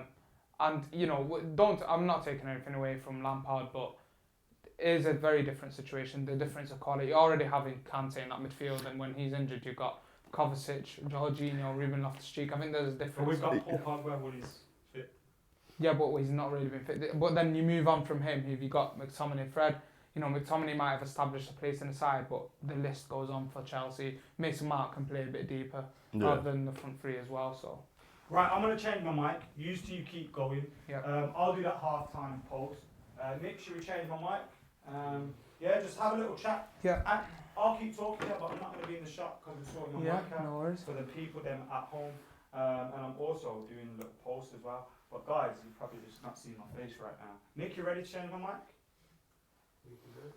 Yeah, you ready? I'm not ready. Shall we have a look at who's starting then? Say everyone's back fit. Because that is with the new back 5 system. Isn't that all right. So if we're gonna play with this like back 5, back 3, obviously De Gea starts. Back 3 of Maguire, Twanzebe, and Lindelof. Wan-Bissaka. The left wing back one's a weird one because as much as I want to say like Brandon Williams starts, it's whether it's a bit too soon to say he starts every game. So I'd still put Luke Shaw back in there, but obviously got Brandon to push him. it's a tricky one because, again, same with Ghana. Like, from what I've seen of him, like, before this, like, watching for the games for the academy and stuff like that, and what I've seen from him in the cameos he's made for the first team, like, he looks good. There's a player there. But again, whether it's too much to say that he starts every game. So, yeah, so I think... I don't know, it's a tricky one because you play Pogba deeper, you play Fred there because again, I think I'd go Pogba deeper and then Andreas ahead of them. Yeah. Because I feel like when Andreas followed the press, which was really well, I think he was clever in the press against Liverpool. It wasn't just like aimlessly running around. Yeah, it looked good, didn't he? It was just obviously there was a few times that he didn't quite make that run far enough to then receive the ball back. But I agree that obviously 10 is Pereira's best position massively. Obviously he's played everywhere for us, hasn't he? But I do like him. I do like him behind two strikers, and then obviously Martial and Rashford up top, and then you've got Daniel James. Who wants Daniel James running at you fresh-legged in the 70th minute? Yeah, again, I think if you bring Andreas or Pogba in, they can rotate between that 10. Yeah. Or maybe what we've seen in this game, maybe this is something Ollie's trying, because last game we had more of a pure 10 behind the two strikers, or trying playing like that, holding the press, trying to create an Andreas. But in this game, at the start, we're seeing Scott McTominay, Jesse Lingard and Matt almost alongside each other ahead of Jimmy Garner. Maybe Ollie's testing out having 2-3 number 8s ahead of the DM. Maybe Jimmy Garner, that's how, you phase you bring Jimmy Garner into this team, is that having someone like Scott McTominay ahead of him and then Paul Pogba as well. Yeah. I'd love if Jimmy Garner can sort of replicate what he's done for the 23s in terms of his composure on the ball and finding some of those passes which you've seen in this game, then I think Jimmy Garner, McTominay, Pogba would be a good midfield. Yeah, I think it goes straight in, doesn't it? The one thing, obviously, that I don't really like about the change in this formation is we don't seem to get those like centre-half splitting runs. Obviously, we saw a lot of the time against Liverpool that like Dan James would make that run, and so drag Van Dijk or Matip, whoever was in that position at the time, drag them out, and it creates more room for Marcus. I don't think we've really seen that with Tony just being the lone striker. But it gives us more to play with around that area of the park. So I suppose it's nice to see him tinkering. It's nice to see us not just going with that static 4-2-3-1. Yeah, definitely. That hasn't worked for us this season, realistically. But it'd be interesting to see how we line up against Norwich as well, because obviously Norwich have only got realistically one fit centre-back. So I'm looking forward to them beating us too. Yeah, hopefully not. I mean, they did beat, to be fair, they did beat like City at home. Yeah, of course they did. Again, if we are going to go with this, I think Wan-Bissaka's a good ball winner. I think he's one of the best ball winners in the Premier League. His numbers always speak for themselves, how many tackles he always ends up in a game. But I think if we want to bring him into this side, you want to play him in a back 3 if we're going to play that back 5. I play him on the right side as a pure ball winner because I don't think he's a great ball carrier. And let's try and integrate sort of Delo and maybe go into the market for a left wing back. If we are going to play this system and you're not going to completely trust Brandon Williams yet, or he doesn't perform or whatever, he does brilliantly there watching the penalty back to, beat his man there, and then he's got to take him down. Maybe Ethan Laird steps up. There could be some surprises in there, but again, it's sometimes asking too much of these young lads. I think Firpo is from Betis. I think, he joined Barcelona, didn't he? So someone who would have been very ideal for United because of the fact he can play as a left winger, as a wing back and a left back. Yeah. And they got him for around 30 million, so we really missed out on that type of signing. How am I sounding now, guys? Am I a little bit better? Nicolas? Mike, is everything all good? Are we sounding all right? No? Yes? No? AZ Alkmaar, by the way, are 2-0 up in their game. So it looks like they've got the 3 points there. AS Roma are winning 1-0. Wonder if Chris Smalling scored that goal. No, he didn't. It was Vaniolo, or whatever his name is, when he's at home. United are winning 1-0. Anthony Martial with the goal. Another goal for him. What was that? That is his third goal of the season. Obviously, his last 2 goals, Chelsea and, of course, Wolves. And then after that, he only played the 1 game against Palace and hasn't been seen since, apart from the Liverpool game. So that's 1, 2, 3, 4, 5 appearances, 3 goals for him in that number 9 position. Obviously, half a game to go. What do you think? I'm happy, man. I'm a big fan of Tony. He's been quite unfortunate with the situation with Mourinho sometimes. Not really. When you look at Martial, I think we underrate almost that period that's before Sanchez came. I think that period is arguably his best period at United. I mean, Van Gaal, when he first joined, he did look a good player.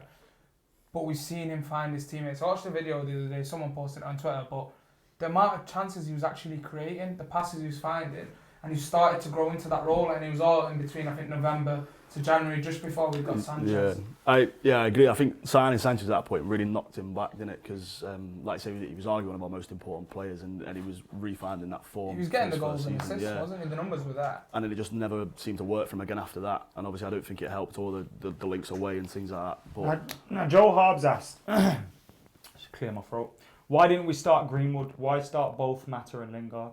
One of you mentioned during the stream that they were occupying similar positions. So what did you think about it? I think Ollie's become quite cautious of injuries with our forwards. I think if we are going to play 2 strikers, Ollie knows that in Europa, he knows that he should be good enough whoever he put there in the front 2.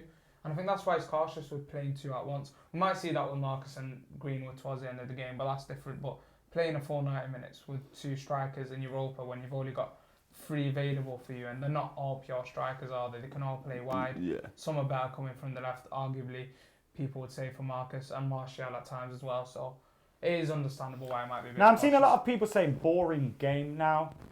I want to see 3, 4, 5, 6 United goals.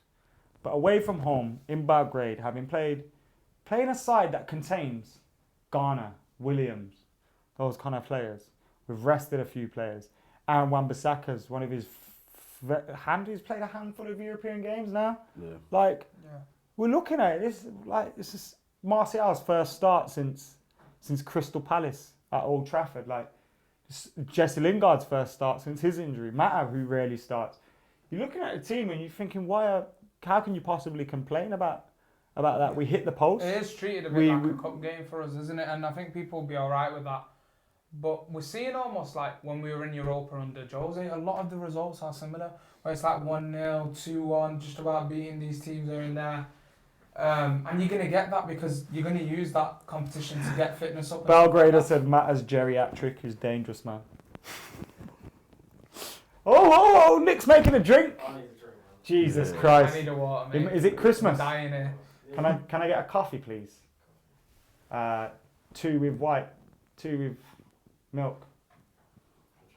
Nice one. Appreciated. Yeah, just a black coffee. Anybody else want Black anything? coffee at this time of day. Someone said I'm I've making got excuses. What am I making got to excuses actually about? No sugar. What's United. Am I making excuses for Nah, United? there's no excuses. I think we could maybe have better Look, control of the game. Out of our first team, Wan-Bissaka, yeah, Maguire, yeah. Is Lindelof playing? No, No. Jones and Roll. McTominay, the first choice at the moment, yeah. Can I get one? Jesse, half first choice, kind of. I think he's first choice by situation rather than actual Yeah. choice. Martial, first choice. Yeah, definitely. 2 of those players are just coming back from injury. Yeah. One of them's played about 2 European games before. Do you know what I mean? What are we moaning about? I don't think it's been a boring game either. I think if not for the post, It's been an entertaining game. Yeah, it could be 3-1. But I don't think it's been as bad as. no, it's been some alright. people might I've be enjoyed making out. watching Jimmy Garner spray passes around and Phil Jones do Phil Jones stuff. What can I look like? Who's like been that? your favourite player? Because I said James Garner was good in a tweet that I put out for full-time levels, and someone replied saying he didn't think he was that good. I think people just don't understand what his role is at times. Yeah. He is meant to sit deep. He's not going to go forward and score all the goals. Jimmy has been quite good in finding those passes on the inside. You know the chance that Jesse created for Scott. Jimmy Garner, quick pass on the inside. He's done that twice this game. I don't think someone's outright been our best player on the pitch. Maybe Wan-Bissaka, because I think he's done quite well going forward and defensively. And I don't think you can overlook Scott either. I think he's had a couple of scuff chances and things like that, but I love his determination. Like he always looks to drive the ball forward. To be fair, when you ask me about who I'm biased against, it might be Scott McSauce. Yeah, 'Cause I like Scott. I think he's done well. You have called him against, McSauce, Yeah. which positions. says a lot about how you feel about him, hey? Zach says it's not about the personality, it's about the style of play. That's what he was moaning about. Fair enough. If that's the Zach case. Drew, which is another Zach, says, Adam, could you answer this question? What front three would you like to see at United? So if that is like with signings and stuff, I'm looking Sancho, Martial, Rashford, with Maddison somewhere behind him, and Pogba, and a new DM. That's what I'm thinking. But if it's with the current team that we've got, then the one that we had in our good run under Ali, which was Lingard, Martial and Rashford, or potentially Danny James coming in for Lingard. That is a Lingard that's in form, is what I'm thinking about in here. Obviously, he hasn't been in form recently. What do you guys think? I don't know, man. I think with that setup, there's still a lot of question marks because towards the end of last season, that front three, Jesse Lingard, Martial, Marcus, weren't performing as they did when Ali took over. But Dan James has played himself to the side. I'd say a front two of Marcus, Martial is what I want to see, and then Pogba maybe behind them in the system he played against Liverpool. Let's test that out because I think we're missing that creative head and goals as well from midfield, and Pogba gives you that. Listen to this for a stat from Simon Stone. After 132 minutes, Manchester United score from their first shot on target away from home in this season's Europa League. Basically, our first Europa League game, it seems we didn't have a shot on target. Yeah. It's only the second game, which kind of skews those a bit, but 132 minutes for a shot on target is pretty bad, isn't it? Especially the size. But then Jesse Lingard's shot that hit the post doesn't count. But then even that... I know, but I'm just saying, these stats don't always tell the full story now. I'm not saying our attacking has been good. I think you can say that about today's game, whereas Alkmaar was generally... Yeah. Alkmaar was pretty bad. Yeah. We have had the opportunities today. You talk about Scott McTominay's header, which should have went in. Yeah, it should. Jesse hitting the post. The actual goal. Oh, that is a run Belgrade, by... Who's this? Idris? He's taking us for he's won the ball! Yeah. That was a brilliant... No way he's won the ball there, ref! That is shocking. He's literally toe-poked the ball. There's no way that's a foul. It was a great run by the striker. Tosic is scoring, isn't he? Zoran Tosic. That was Jones has been yellow carded. He won the ball. Yellow carded, rather. He won the ball. Look at this. Look, it's again. Toe-poked the ball. Won the ball. How has Phil Jones been booked there? He's won the ball.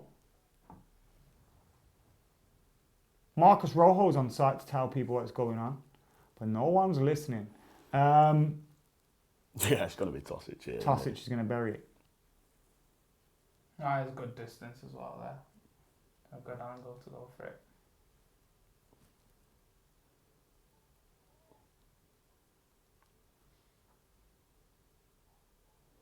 Oh. That is like the perfect spot. Yeah. That's where Beckham would choose to take a free kick from, isn't it? Mata as well. Mata would be good from there. Yeah, it's kind of like Juventus, innit? Mata Juventus scenario. I always forget that game on the Jose. What a game though that was. Oh yeah. It was a pretty bad game. Like it didn't. He's just hit it wide. He went for the low route rather than over the wall. And when I say that, I mean like, because during the game I never felt like we were going to win it, and we just sprang the surprise and proper snatched it at the end. So like, it was a great victory to get. And if they don't lose at home in Europe, they like the record I think before it was mental. We beat PSG. We beat Juve last season. It's a bit mad, isn't it? Arsenal like Chelsea at home as well. Spurs. Domestically, yeah, Spurs. We beat City. No, that wasn't last season, was it? That wasn't last season, no. But like, we did quite well away from home in some of those games, man. Yeah, even the league game against Arsenal, I thought we should have won that. Still 1-0 to Manchester United. We're in the 48th minute. Producer Nick's still not back with those drinks, which I'm hoping he's not got lost or dropped down the stairs or both, or, you know, we'll send someone to go check on him any minute now.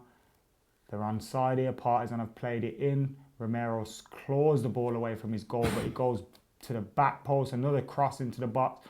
Phil Jones clears. Marcus Rojo fell over in the box there. No one was near him. And producer Nick is back with a big cheesy grin on his face. Did you find food and stuff, or what's that smile for? That's the kind of smile when you find a fiver in your pocket in a jacket you've not worn in a while, or you find some food in the fridge that you didn't know was there. Phil Jones, hopefully that's not a penalty. Was he giving the penalty? Nice one. Legend. Cheers, Nick. Appreciate you. Has he had to go make another trip? No, he's just getting water. Or making no coffees. Oh. He's absolutely an angel, him, innit? Number one producer, mate. Awesome. In this room. No penalty. United have the ball.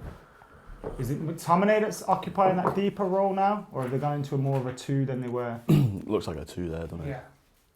Looks like he's come deep. Yeah, flat. I'll have a fudge. It's in the fudge. I'll have that. Yeah, go on, I'll have a fudge if there's These a used to be fudge smaller going. than that. This is going to go wrong, this is. Good catch. Nice one. No, I'm alright, mate. Nice one. How about this for you, like a little cheeky dunk. I got bad teeth, so this is the worst chocolate for them. United have got a ball now. Oh, on the sack. Go on, Matt, shoot! Good feet again. Ball. Thanks, Tony. Oh! I think Tony should have kept going there. Yeah. He was looking at the ball rather than getting in a position. It's a good ball back from Matty, you know. He sees it, but he just stops to like try and sort himself out. Yeah, I'm not going to eat that because otherwise I'll just be going and use that ain't going to have a great time at home. ASMR. What seems to be getting views in these days? What? That The man. ASMR stuff, yeah. doesn't it? Yeah. People biting cucumbers. I like it, you know. Don't know why. What? I like things like that, but I wouldn't watch a video of it. No, I won't watch a video of it, but like when you're scrolling through like Twitter or whatever and you see somebody's retweeted it, I'll listen to it for like 30 seconds and be like, yeah, it's pretty nice this. It's weird, man. Just admitted that in front of all the people watching. Akash said, how's Ghana doing, Abdullah? Well, I added the Abdullah bit. To be fair, I think first half, again, finding passes that I don't see enough of from the likes of Matic, from the deeper positions. Switches have been alright.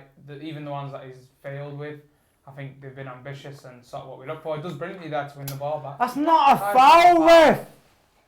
But yeah, again, that's why I want to see more of Ghana. You know, good, well-rounded, I think, all-rounded half from him. Hopefully, I think deserves to play 90 minutes, and we need him to because you got to take Scott off and rest his legs for the weekend. Really, to play fresh. Tosic there with the ball over the Goal top. kick to United. Zoran I know. Tosic getting involved there.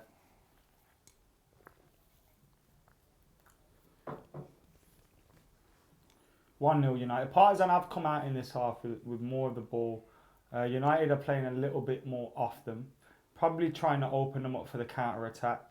Matter and McTominay are a lot deeper in this half, which I've noticed. I think Scott's just come into partner Ghana now, innit?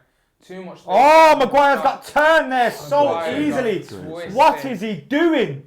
Oh, that one's getting clipped up. Yeah, Oh, that- especially all if over it's Twitter, got that. Come on, let's go. Go on, Let's Jess. go. Let's Go go, on. Jess. That's a foul there on Matter though. Jesse, man, you got to bring that down. There's a foul. Well done, Yeah. Brandon. They're really kicking Brandon, aren't they? So Yeah. they're going for him. You don't give a shit though, you don't. And he'll kick one of them back. Why can I hear myself? Oh, Harry Maguire. Yeah, it's going to be all over Twitter later. See, right, I know players think that as well. That's the worst thing, isn't it? To be thinking that. Yeah. Like when you're going through a rough patch of form, to be thinking, Bet you back in the day they could just fly what is in the and out. timeline Yeah, saying? like, You know what I mean? Like back in the day, it used to be, Like I Van can't Dijk. show my face in the pub. Yeah. You know what I mean? Because that's where they would probably hear, like, obviously teams spending time in It's like pub. Van Dijk against Salzburg. He got Mixing with the twisted like public. that, and they scored against It was a him. mad game, that. Now Yeah, it's proper. so easy to contact like famous people or footballers. Yeah. Like especially Twitter, they don't even have to accept anything. It's mad. You know, You just players got prob- direct contact with them.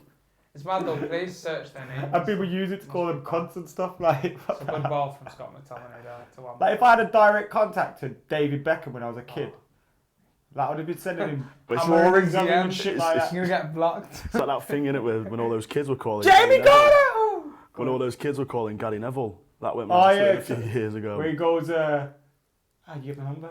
Yeah. Tony Adams, son. The fuck, Tony Adams, son? Gary Neville like that. That was quality. That was. See, but if when Gary answered that phone call, it was the day and age we're in now, there's no way he reacts like that. Nah. Because the first thing he's thinking is, someone's recording this. Yeah. Yeah. And that's the age you're in now. Like, That's you're half not boring. sure if Can't- someone's can't do recording anything, something, innit? do you know what I mean? Yeah. Everyone's recording everything. Proper sound like a dad right now. No, it's true Now, though. my day used to be happy slaps. Yeah. But they would go viral in school. Yeah, Not on the Bluetooth internet. me that video of that happy slap. Bluetooth everywhere. Maguire! How many fouls is ref giving, man? Rojo just decided to play. Maguire breathes on someone, it's foul. What the hard out here in Serbia?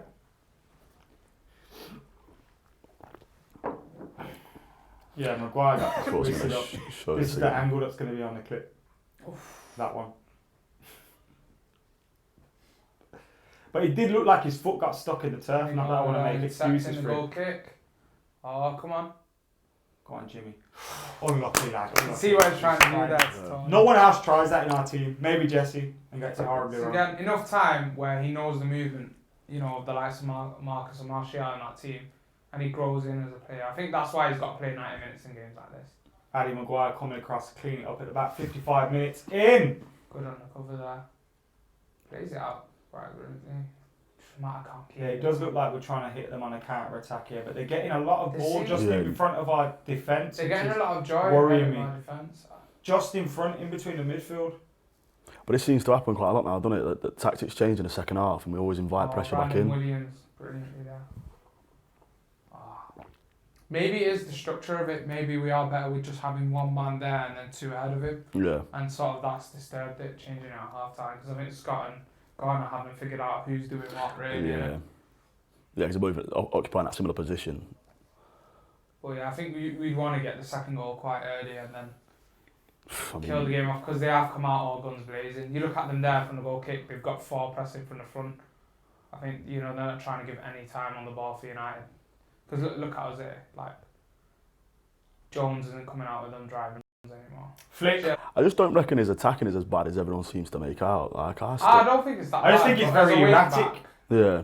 As a wing Very back, rushed. it's not really his game. You've got, even as a full back, it's questionable, which I don't mind. And I want Bissaka now for, you know, the season as before he joined United. So I remember that performance, you know, we pulled that game back 3-2 against Palace. Yeah, that it was was mint, a wasn't it? brilliant performance. Timbo went there as well, looking like he was going to make that Yeah. place his own. And then, Gutted for him. What is happening with him and Demitrovic? Or are they just injured? Because well, it seems to be Timbo's like- just recently come back, hasn't he? oh, I'd love Timbo to somehow find a way into this team. Yeah. But I don't think it's going to happen or will happen. But to be fair, with the amount of, like, you know, the lack of squad depth, you'd say, he might find himself in a Europa game. Yeah, but again, that's going to be by like situation rather than by choice. But I do, yeah, I like it, man. Just a tricky one. Because obviously, I mean, that Fulham side were awful anyway, but he didn't look great there, did he? And he didn't look good at Palace. Yeah. Right, I'm just asking the people at home what changes they've made to this team, and now Okay.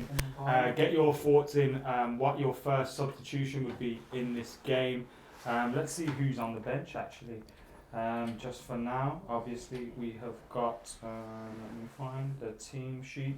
We have got on the bench Lee Grant, Victor Lindelof, Rashford, Pereira, Fred, Danny James and Mason Greenwood. Lingard, but, yeah, uses it. Got the ball in that half though, at least now, taking control of the game a bit more. I think first time we've really been in this situation since the half started.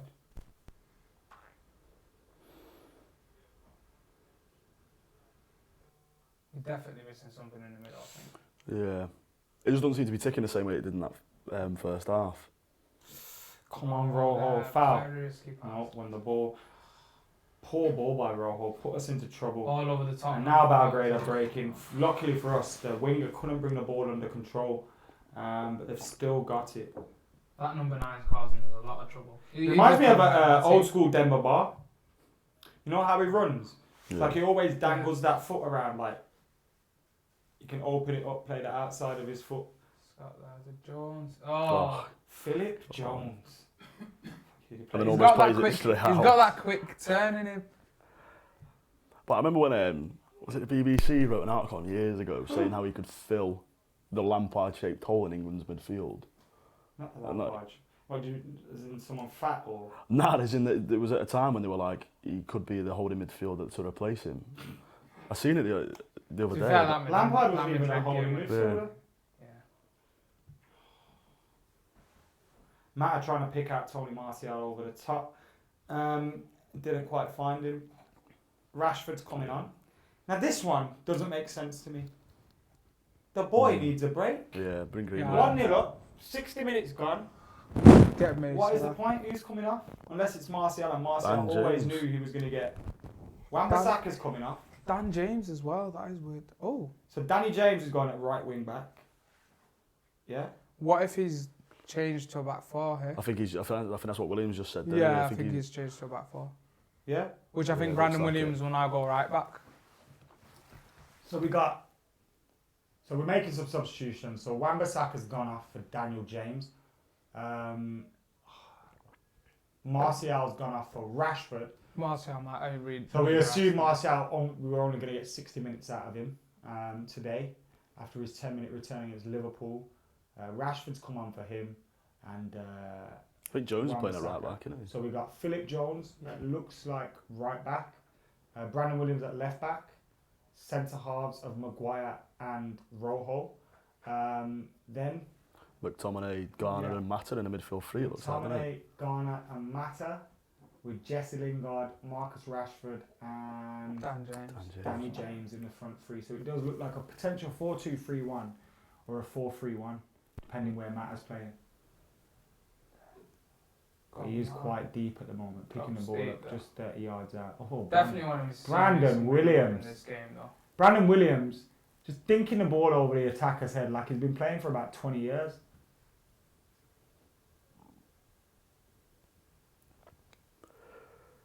Partizan are getting on the ball a little bit more though. Maybe just after the substitution when we're changing formation, it's the worst time for United for them to be getting the ball in our half. But Danny James wins the throw in the back post. It's a throw in for United. 18 yards, in line with our 18-yard box. 61 minutes on the clock.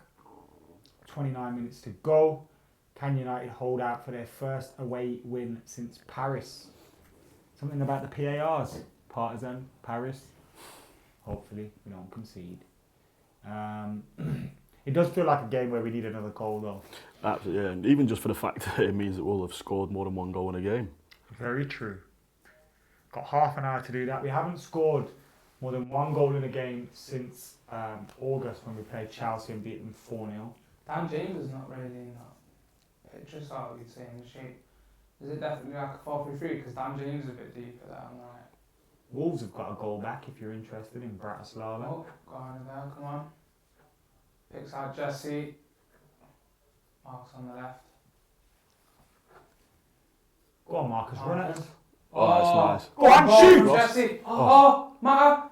Oh! That would have been fantastic football between Mata and Rashford and Jesse Lingard there. But unfortunately, Mata's cut the ball across the box and it came to a Belgrade shirt. And Belgrade are now breaking, but I thought Brandon Williams was going to cut that out there, but Zoran Tosic has got him. And Scott McTominay eases him off the ball. Oh, that was some great football between Rashford, Lingard and Mata. And now Rashford been fouled, quite blatant foul, just inside our own half. Rashford there ran at the defence, 1-2 with Lingard, got the ball back, took it inside for Mata, who had to halt his run but nearly found Jesse Lingard again. And I assume Jesse Lingard would have finished that and it would have been probably our goal of the season so far.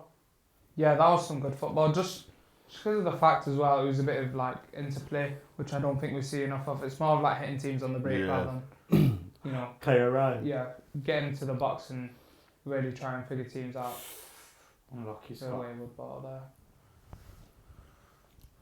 62 minutes on the clock. Manchester United 1, Partizan Belgrade 0 here in the Partizan Stadium.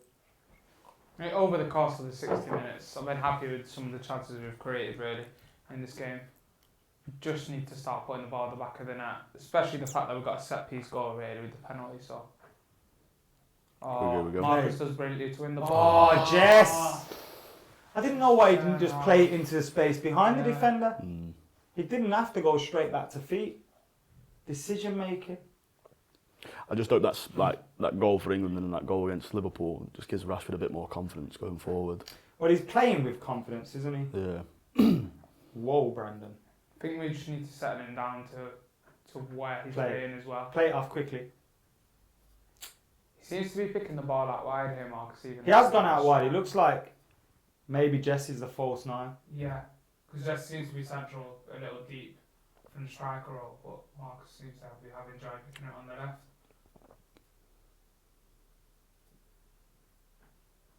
We've definitely looked Bring better. it down!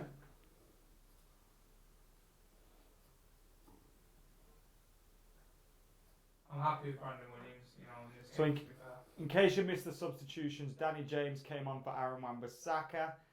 Martial went off for Marcus Rashford, getting 60 minutes under his belt. Danny James just been clattered. And United have gone to a more normal 4 at the back with potentially a 4-2-3-1 or a 4-3-3, but Mata is linking up with the 2 central midfielders quite a lot at the moment. Come on, give him back. Marcus and Brandon Williams combining. Give him a chance though, Marcus, man. It's a Fucking tight- hell. tight ball. Just use your brain sometimes. It's Jesse now, Marcus as well. We're 1-0 up. Do you know what I mean? And you're getting the chances Needs are to be falling more to you. composed You're there. getting the ball, and you've had one good move, and now everything you're just trying to do it like, just relax, just play football properly, man. I think we rushed. Make sure your everything passes too get much there. in the final third. A bit hectic, innit? Yeah.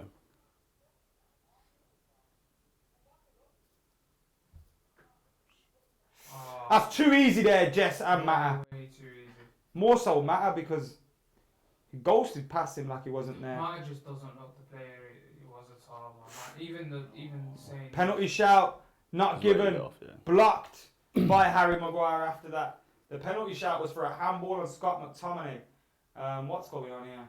Nacho, I think, has been booked for moaning.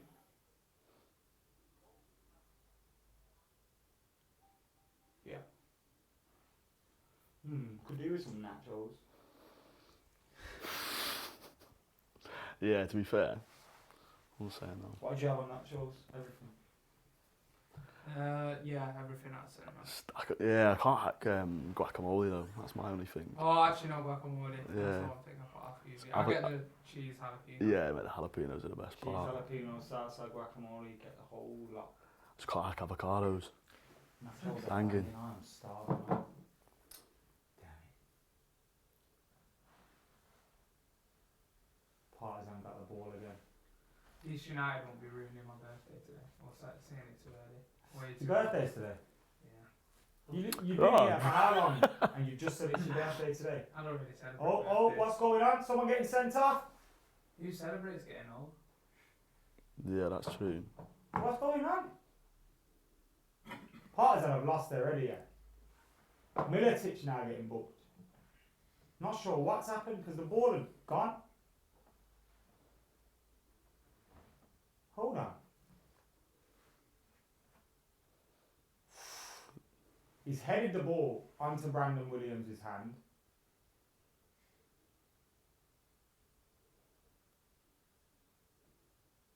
Or did he slap the ball? Yeah.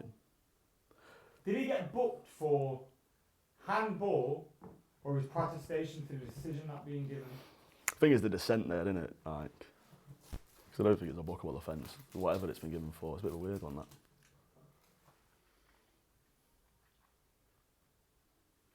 United in delay tactics at the moment. Wasting time against Partizan.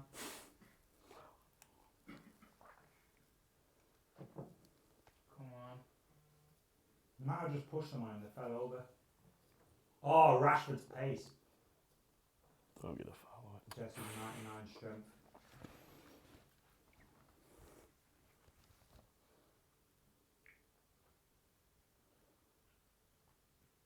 That's not a penalty, is it?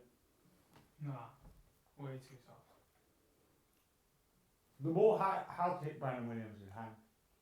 But But he's going into him, sort of. The player pushed him. he's headed, the Belgrade player's headed the ball onto Brandon's head. And then it shook his hand. It was very tight, wasn't it? There, like the positioning would have been too soft to go. Alkmaar are winning their other game and they drew their first 2 games. So that would leave them on 5 points. Yeah. This would leave us on 7 points.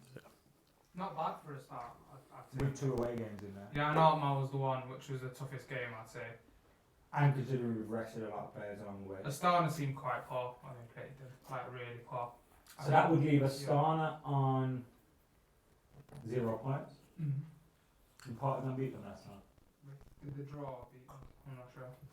I think they're both not to worry about. I think Altmar is the one, and I think a draw away from home wasn't the worst thing against them.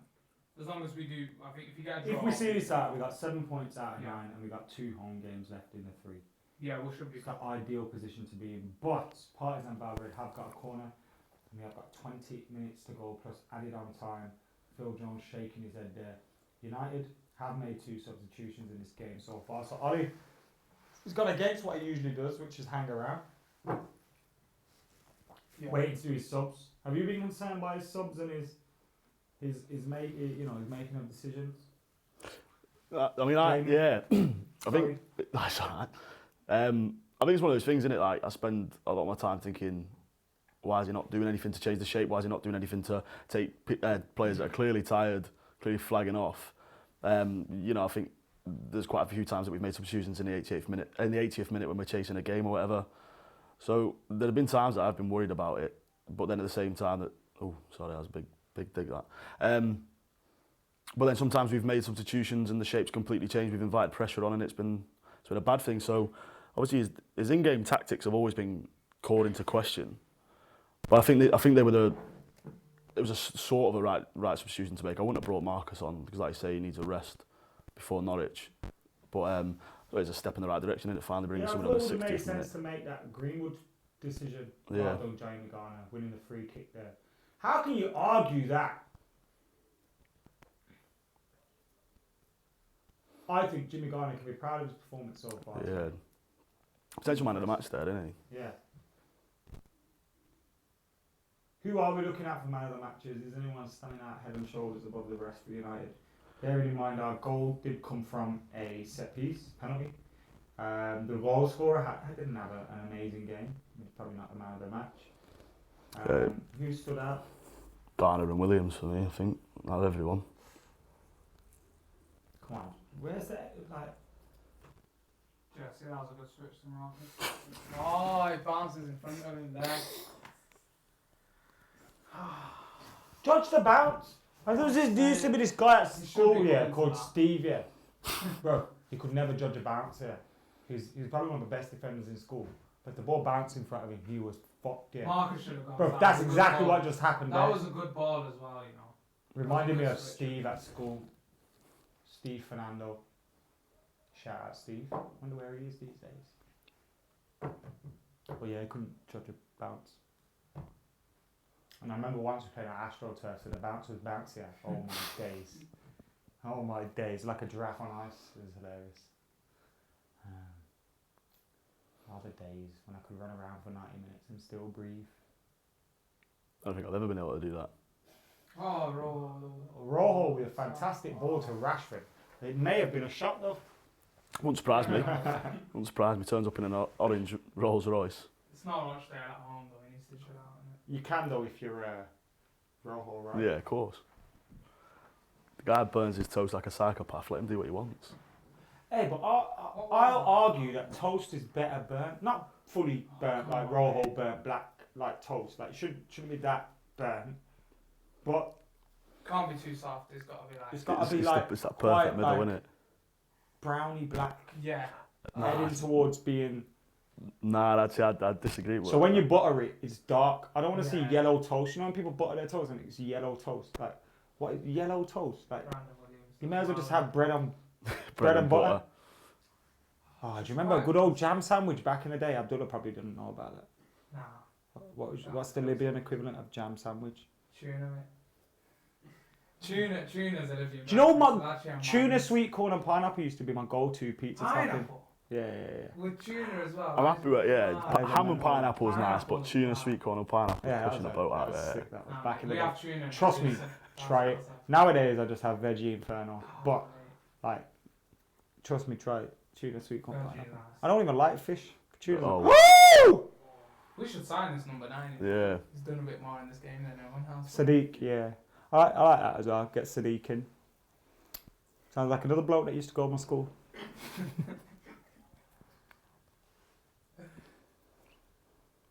It's a good place to be fair. It's a good shot. He has got a bit of the Denver bars, and I don't just mean by how he looks. I mean the way he plays. Like he does play like Denver Bar as well. That is closer than we thought, you know. Yeah, they've been a better side, haven't they, this half by far. But I feel like we've allowed them to be. Yeah. I think that's our problem, isn't it? By the way, so he's not going to score against us. Like we keep doing that. We keep coming out in the second half and inviting the pressure on. I don't know whether it is because, like you were saying before, because we want to hit teams on the break or not, but it just doesn't seem to work. Just thinking of players that scored goals against us, like ex-players. You remember when Van Persie played against us in Europa? Yeah, and everyone clapped him. Celebrated it. That was like the perfect situation. I was crying out for him to score in that game. Like even when it was 1-0, I just wanted him to score. I love Van Persie, man. Oh, him and Van Nistelrooy the other day. Yeah. That was class. So we've got 15 minutes to score a goal and get 2 goals for the first time. Brandon Williams. Yeah, man of the match. And get 2 goals for the first time since August when we played Chelsea on the opening day of the season. 15 minutes to go, but at the moment it does look like Partizan are probably going to score before us. Zoran Tosic. Who's had the bigger fall from grace, Zoran Tosic or Manchester United? Tosic won a couple of trophies in Russia whilst we were shit. Whilst we were crap. So. Yes, bro! He didn't even need to do that. He just loves doing it. He just thought, I've gone 15 minutes without doing anything reckless, let's do it. You reckon he's at Scott? Probably. I don't know. I wonder what he's like in training. I wonder if you can even challenge him for it, if he puts in a bad challenge.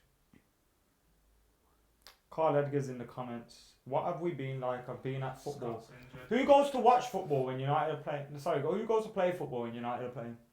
It's Europa League, mate. I'd rather play football than What? If you're a real true top red, real true top right. you have a day off work to watch pre-season friendly, mate. Nah, you fly over and watch it, mate. Timothy says it's a struggle playing with Matt. I just have to say is painting me. His limited pace.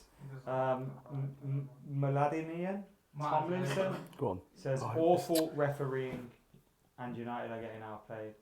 Don't know if those two things are linked, but have a crack, Rashi. He was thinking about it. Then the space got closed down. Well done, bro. Just seem to be missing that something. Go on, Marcus. Burners. It's a tight space. He's not very That's it. Good free kick. Got kicked in his bum. I want to see a Mason Green. You know that knee right in the back of your ass? Yeah. It's that one. It's like, ooh. What's the worst footballing injury that isn't like a broken leg or a hamstring? Like an injury that's like, when you get blasted the ball in your leg or, you graze your leg on an AstroTurf. One of those injuries that you can still play on. I was going to say, I don't even know how to describe them balls, but you'd know what I mean if... Like you always had them in green school. Green furry balls, the indoor sports hall balls. When one of them got wet and it was cold and that got smacked in your face. They're not supposed to get wet. They're supposed to be for indoors. Yeah, but we used to play with them on the AstroTurf and stuff.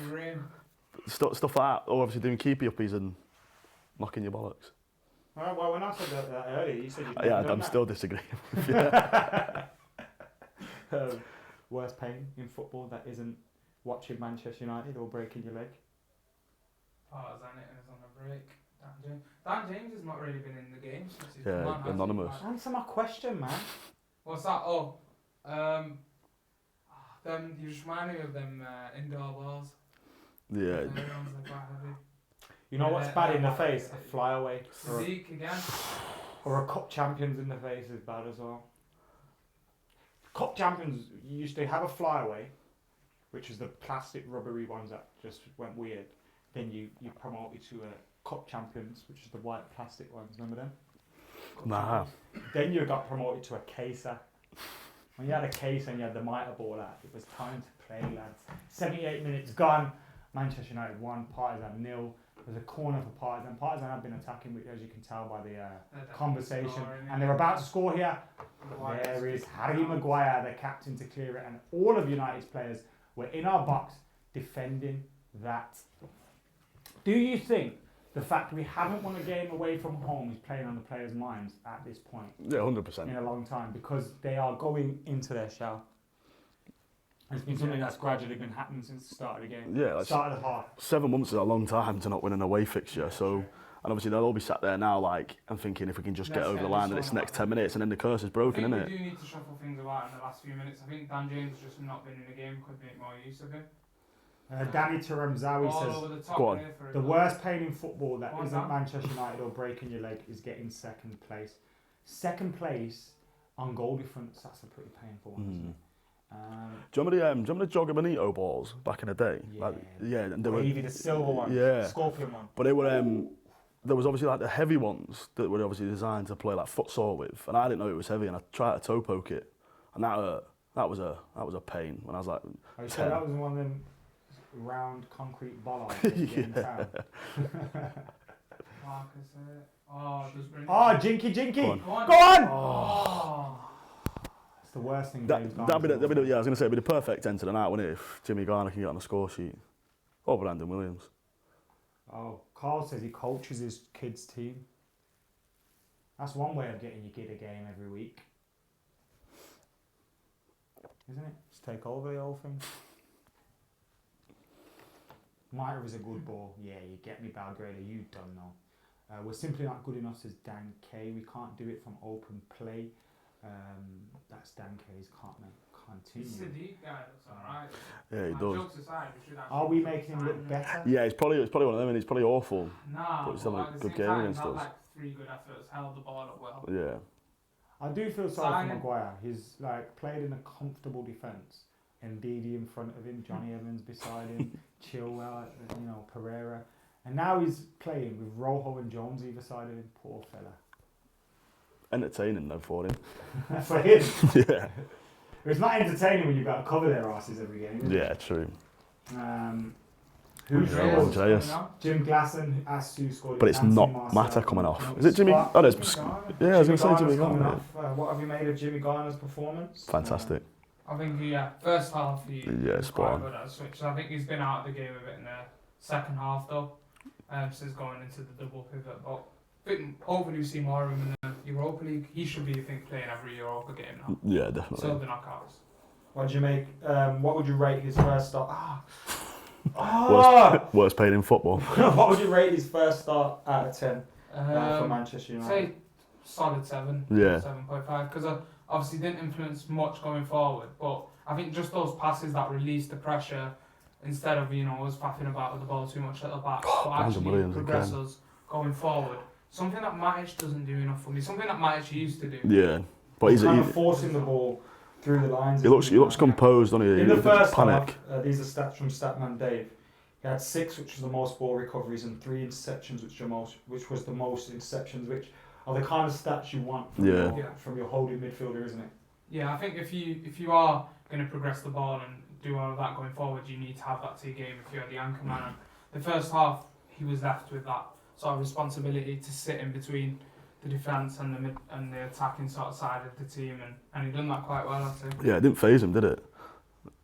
Like he did look good. Partizan, get that Oh. kid. What a Save. I thought that went in. Yeah. Out. Oh man, He's given. Oh Man, my the ref god! just played on. Partizan nearly scoring there. Almost. Awful defending this, though. It was Oh, that is positive. a great header. Great save. Marcus does see the guy move for ages. He should probably be going with him. That He is didn't even positive. see him. That was the worst thing. Yeah. He stays looking at the ball and not at his man. Whether that's his man or not, I'm not too sure. But That was quite shocking defending. surely he has to keep an eye on that. But Jimmy Garner has gone off, and we want to know your ratings out of 10 for James Garner's first start in a Manchester United shirt. Let us know in them comments below. United trying to break, but we've got an offside decision given against us. The stat as well from David has just gone. Man United haven't conceded a goal at any level this season when James Garner has been on the pitch. 7 appearances, 7 clean sheets. So again, defensive responsibility. Yeah, good cover. for him, which is quite good. Oh wait, yeah. I thought that was stats for stats' sake. I thought it was based on today's game. Oh, no, I think it's Won the game's back. Yeah. Oh! Can someone press the TV's about to shut down? Ah! Where's the remote? Where's the remote? Remote! Go get the remote. Is there a button on the side? Yeah, go and have a look. Where's Nick? Nick! Yo. The TV's about to turn off and I can't see because it's blocking the screen what's going on. You're going to miss Partizan scoring, come on. Positive back thinking. to that Positive start, I think thinking. The impressive thing is obviously settling into the side as much as he is with the 23s. And I think the 23s do struggle a bit because it's like the middle ground between the 18s and the first team. Because a lot of the lads do come straight from the jump 18s to the first, so it's good that he's stepped up in there. And that's why I do want to see him more around the first team, Jimmy Garner, because I think you can be stuck in that sort of phase where you're playing with the 22 Playing Pereira. That was a brilliant turn from Pereira there. Go on, Scott. Jesse on the right. Just slowing it down a bit there. Someone needs to come to him. Let's go with him. Go on, Jess.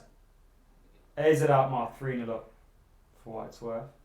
They're top in the group, aren't they? They're definitely top in the group.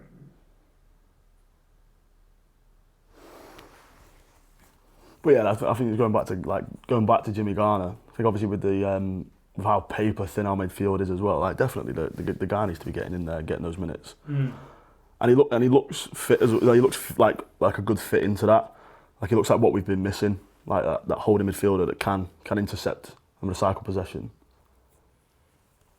Rashford's me on FIFA, you know. Just holds that R2 button all day. He don't stop running.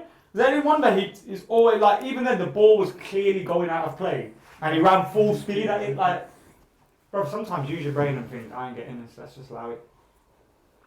5 minutes to go plus injury time. Partizan Belgrade on the ball. United have sat really deep. Lingard's our furthest player forward and he's just in. Oh my god. I fucking hate Could he have touched the ball down and then started an attack or whatever? He could have caught it, fucking had a cup of tea.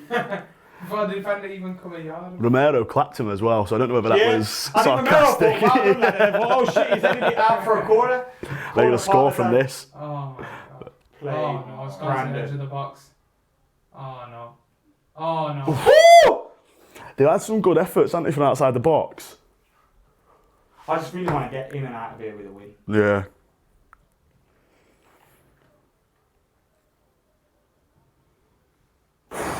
They have to close it. Yeah. A few times. Way too many for my liking. I just want to score twice, even if it means my prediction was wrong. That shot that just whipped like very close. Touch. Oh, Andreas, that. man. So sloppy, man. Then gets back and wins the Scott, ball. play. Paid Come Scott. on. that's There's a fine. foul, take that. I'm worried he gets injured here, honestly. But big loss to our midfield if Would he be. goes. I think he would be. Who's I that? think Scott. I think he really will be. If he goes where? As in if he he's gets injured. Oh, yeah, That's yeah. why he is worried. If we have no Scott McTominay and no Pogba, we are doomed. There's no balance to that midfield without him, I think, of Pogba.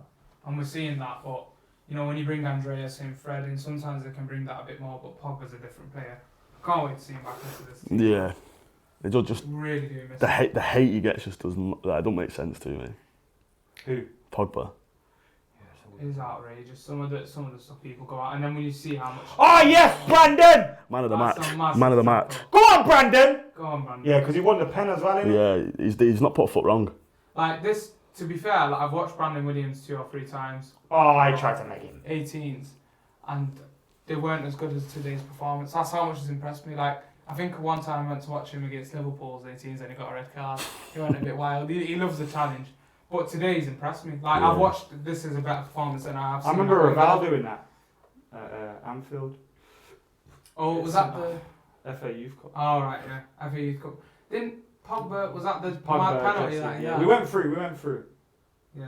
I watched the final. Was it Sheffield United? I watched it at Old Trafford. Where Yeah, they played the final. There were with 2 the leg legs. finals, innit? Yeah, it's well weird. It's so that you can Yeah, all Maguire's in the Francis as Sheffield well. team, wasn't Yeah, I remember going to that Ravel Morris. That's where Maguire's love story with United began, when he was at Sheffield, because he got injured and Sir Alex sent him a letter saying, keep your head up, you'll come back and all that. We'll keep an eye on you. That's quality. Should have just signed him then. he? Well, that was the thing, Brandon wasn't it? again, Like, by the way. apparently, like Moyes was looking at him, wasn't he? That was what everyone said when after we signed him from Leicester. There was an article, wasn't there, popping Yeah. around. I've never heard anything really official about it. I'm sure Moyes would have made that point. Official, like in public, if when he Yeah. signed it. Come on, Dan James. Left. Go left. Oh, man. He did Right. this against Liverpool. We When just Yeah. had a few super chats coming in. One from Gio Franco saying United seriously look like they can't get out of second gear. Are they both from Gio Franco? And he says, anyone else worried Jones will give up a penalty kick? I don't think he's looked that erratic. I'm not really scared he's going to give away a penalty, but I sort of get those reservations. Phil Jones and Rojo in the same defence, man, it gives me a heart attack. Thank you very much for your super chats, by the way. And thank you very much for your normal comments as well. You don't have to super chat to get your comment read out. But remember, if you do super chat us, we will read it out right away. And we'll be going through some other comments as well. Zach saying we play like we are blind. He's been at it all game. He's been with us throughout the whole match as well, which has been great. Thank you, Zach. Jellybeans thinks we are in trouble. We're so bad in the second halves of games, says the United family. McTominay being good, but my standards have dropped for a true number 6, says Danny. We attack like strangers in the dark, says Daniel. Oh, Partizan are in the box here. Oh, flashing one across the box, but Harry Maguire clears it on the edge of the 6-yard box. This is all United under the cosh. Partizan Belgrade looking for a late equaliser. Can Manchester United hold on for this 3 points, for this victory, which would be our first victory on the road since March 2009? Was it 16th of March? When we played Paris Saint-Germain, the ball's gone into the box. I think it was Phil Jones who got the header there. 3 minutes of injury time have been added on. That should be offside. Surely he's offside. He's come from an offside position, but it hasn't been given. They've still got the ball. Just get it out. 2 minutes 45 gone. I can see all of Manchester United's players within the 18-yard box. God. Harry Maguire with a fantastic header out of the box. Great clearing header on the 6-yard box. That's 2 in the last minute now. Number 10's whipping it in. Great ball into the box. Romero punches it out. I thought it went for a corner, but it hasn't. It's hung over to the back. 2.5 minutes to go. Partizan are getting this pressure cranked up on Manchester United right now. All of us bar Jesse Lingard are back. Rashford has got the ball on the edge of the area though. Can he break with it? He has got the ball. He's got the pace. Payne Jesse! Pay somebody! The fuck is wrong with you, man? I understand, take it to the corner, hold it, but there's 2 on 1 there. Jesse, and who's the other one? Dan James. I think Danny James or James Garner. And he's held the ball. All he had to do, not even play the pass to feet, just play it into that space. 2 passes let him attack it. In the last 2 games, that and you know the Dan James one against Liverpool, where Marcus was out inside. And Dan James earlier there as well. I don't know whether it's because we're watching on telly and it just looks like an easier pass to make. But Jesus, Jesse, and the thing was the defender was being drawn towards Rashford. So they had all the space on this side and he didn't pass it. Nevertheless, it's gone. Belgrade have the ball with their goalkeeper. 1.5 minutes into the 3 minutes added on. They're about to make a substitution as well, but United have been given a free kick for an offside decision. 1 minute and 15 seconds to go. I'm shitting myself, not gonna lie. Just we get this one out of the way and then that's it then. It's got to be like the manager's son or something like that. Give it a game. On turn. Sometimes, honestly, even if you are defending, you don't have to turn back because you just turn into troubles. Our players need to understand that one. Go on. Oh, that's a bad challenge. Go on, Andreas. And this step over. Well done, Andreas. That's a free kick. He's remembered. Well done, Andreas. Scrap! Go on, Andreas. Yes, Andreas, lad. And James. Penalty. Into the box. Go on! Oh, Juan! Oh! God. That's what happens though when you go from holding the ball here we go. to actually trying to score. We've got 18 seconds left. Partizan have now got the ball. Yes! Oh, Jeff! Tina! He had to leave one in this game. Brandon Williams! Oh, it's gone. The whistle's gone. There we go. The whistle's gone. United have got their first win since March 2019 on the road. It has been, how many months? 8 months since we've won away from home. We've got 7 points out of 9 in the Europa League, which is pretty good considering we have 2 games remaining. Anthony Martial scoring with a goal on his return to the starting lineup for Manchester United. Brandon Williams, with my opinion, a man of the match display from him. He was absolutely excellent today. Won the penalty for Manchester United with some direct running at the Belgrade defence, and of course helped massively in keeping a clean sheet. Ole Gunnar Solskjaer, Anthony Martial are leading the boys to say thank you to the Manchester United fans that have travelled to Belgrade and they're over there now loading it up in the corner as United have got 3 crucial Europa League points. Ole Gunnar Solskjaer puffs his cheek in a sigh of relief as United hold on. 3 points in the bag, 1-0. I was right, you were right on our prediction, so well done there. You were wrong, you thought we'd score 2 for the first time since that Chelsea game. Too optimistic. You. Mate, if Matt hadn't missed that chance, that's it. Well, we had it was a game of 2 halves again, wasn't it? Yeah. It was a massively game of 2 halves. We keep playing awful in the second halves, man. Like, we're not great in the full games, but the second halves especially, like, if you analyse the games. I want to know what his half-time team talk is, because we see him come out of it I think the quality nervous. as well coming off the bench is so different compared to the rest of the league. You can't maintain that, that level on the pitch. intensity. But look, everyone's being negative at the moment, but the facts are we've rested a team here, and we've got 3 points with a rested team. Brandon Williams, James Garner, all these boys playing. Like, isn't that a good thing? Like, I don't know what we've got to moan about, really. Or is there something to moan about? The lack of style of play? Some people are commenting about. Obviously, get your comments in. We're going to react to this right now, and then we're going to head off. We expect these results with rotated teams, aren't we? Like, we've seen the best sides rotate the teams and usually get a 1-0, 2-1, whatever, quite tight game, and you just get over the line. I think I'll take it. Yeah, massively. Obviously, like we're saying, to not win an away game since March and to finally get one, big sigh of relief. But I think for me, the style of play at the minute, I'm not really that bothered about the style of play. I just want the results to come, for the best formation to be found, the best starting 11 to be found, and then work on the style of play. Yeah. I'd rather win a game at the minute 1-0 than be getting 3-3 draws, 4-3. Because we're attacking. We do look good at the back, I think, in general. I think Brandon Williams today, what impressed me with him is, like I said, I've watched him at youth level, under 18 specifically, and at times I was like, I'm unsure about him because he likes to come inside a bit more when the team become more of a complete sort of fullback. Yeah. And today was probably his best performance, and is better than what I've watched at a younger level, which is quite impressive. I think certain players struggle to make that step up. And Europa League's a good a great way to get it done. To see what these players are made of. To go to Belgrade and play in that atmosphere, play in that pitch, which isn't what you used to here.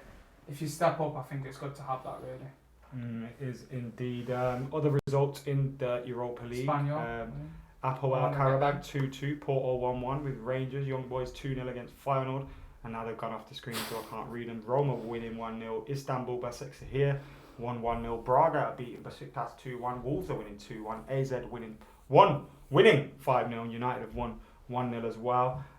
United's group now, how does that line up? We finally won. That run on the road, by the way, was 5 defeats on the spin, 3 draws, 1 defeat, 1 draw, 1 defeat, and now finally this victory. United are +2 goal difference with 7 points. AZ +6 with 5 points. And Partizan have 4 points just below them. It'll look like Astana are gone pretty much now on 0 points. Yeah. United's next game in the group is again. Do we play Partizan again? Yeah, it's the reverse fixture, isn't it? It is, isn't it? But I think the Belgrade game's much later in the season. Next we've got 7th of November, innit? We play them. Yeah. Actually, is it? Oh. Yeah, Partizan 7th of November. Get 3 points there. It's job done, isn't it? Yeah. The group, pretty much. Yeah, you'd hope though. That's it. 3 points and then just one more game, and you want to get it over the line with Alkmaar. Yeah. Even if you lose that, which, Alkmaar are probably the most challenging team, you get 3 more points and you should be starting to go through it. Bros G says Williams was the man of the match. Top of the group, playing definitely. terrible, says Carey. Back to reality at the weekend, boys, says Jelly Beans, as we've got Norwich away. And this was the start of 4 away games on the spin. We've now got Norwich, Chelsea in the Cup, and then Bournemouth away. How do you see that shaping up those 3 games? I don't know, man. This setup, there's a lot of positives in regards to, I think, the way we transition. Maybe someone like Pogba will fit in a lot easier in this team. Maybe we can push him up, but I still worry about the wing backs and what they can give it going forward. In those away games, we're going to really struggle, I think. Bournemouth is never going to be easy. Yeah. Chelsea in the Cup, no chance that's going to be an easy ride at all. And then Norwich as well. And who else did we have in that mix? So we had Norwich, Bournemouth, and and then this was the 4th one. Yeah, this was the 4th, yeah. So again, it's good to get this one out the way. Let's hope we beat Norwich. A lot of people commenting on the style of play at the moment, which obviously I mentioned that we made a lot of changes. Changes shouldn't affect the style of play because style of play should be something that you work on the training pitch. Now, have you been happy? Like I was saying before, obviously I always want to watch them and I always want to be entertained and think that there is a set style of play there. But given the run of form we've been in and given the speculation surrounding Ollie's future and stuff like that, for me at the minute the results are the most important thing. So no, I've not been happy with the style of play. We start strong again against Liverpool. I thought we looked really good in the first half, and then we just take our foot off the gas. Whether it's a change of position, change of shape, substitutions are a bit precarious at times, but we just always seem to look worse in the second half. So no, I'm not happy with the style of play, but I think that'll come in time once we find our best starting 11 and our best formation, then the style of play follows. I think that's the thing as well. That's why I'm hesitant to overly criticise based on this game because of the changes to make. If we go to Norwich and we perform badly and we don't play as well as we did against Liverpool in terms of commitment and application, there has to be a lot better in terms of chance creation against Norwich. If the performance is bad there, then I'll be complaining. But I just feel away from home in Europe, when you've rested players, you've played a second string, you've played some players that are just returning from injury, I don't necessarily think it's the worst thing in the world. No, I don't think so. The only worry again is what happens after that Norwich game, because the likes of Scott McTominay, he's played this game, he'll play Norwich, and then obviously we're going to have Chelsea, Bournemouth coming up. You want him to be playing in all those games. Yeah, definitely. Who comes in for him and does a good enough job. I think we'll lose to Chelsea, to be honest, regardless of who starts Stamford Bridge in it. So it's always difficult to go there. Never mind with a weakened side. So let's just get Norwich out of the way. I'm actually confident in us stepping up, compared to what we had before the Liverpool game. I think we'll go into, with a better mentality than we've had in the last few games before Liverpool. Because that result against Liverpool wasn't the worst. First team to, really stop the winning streak this season. There was a lot of positives to take. I don't know what's happening with Pogba.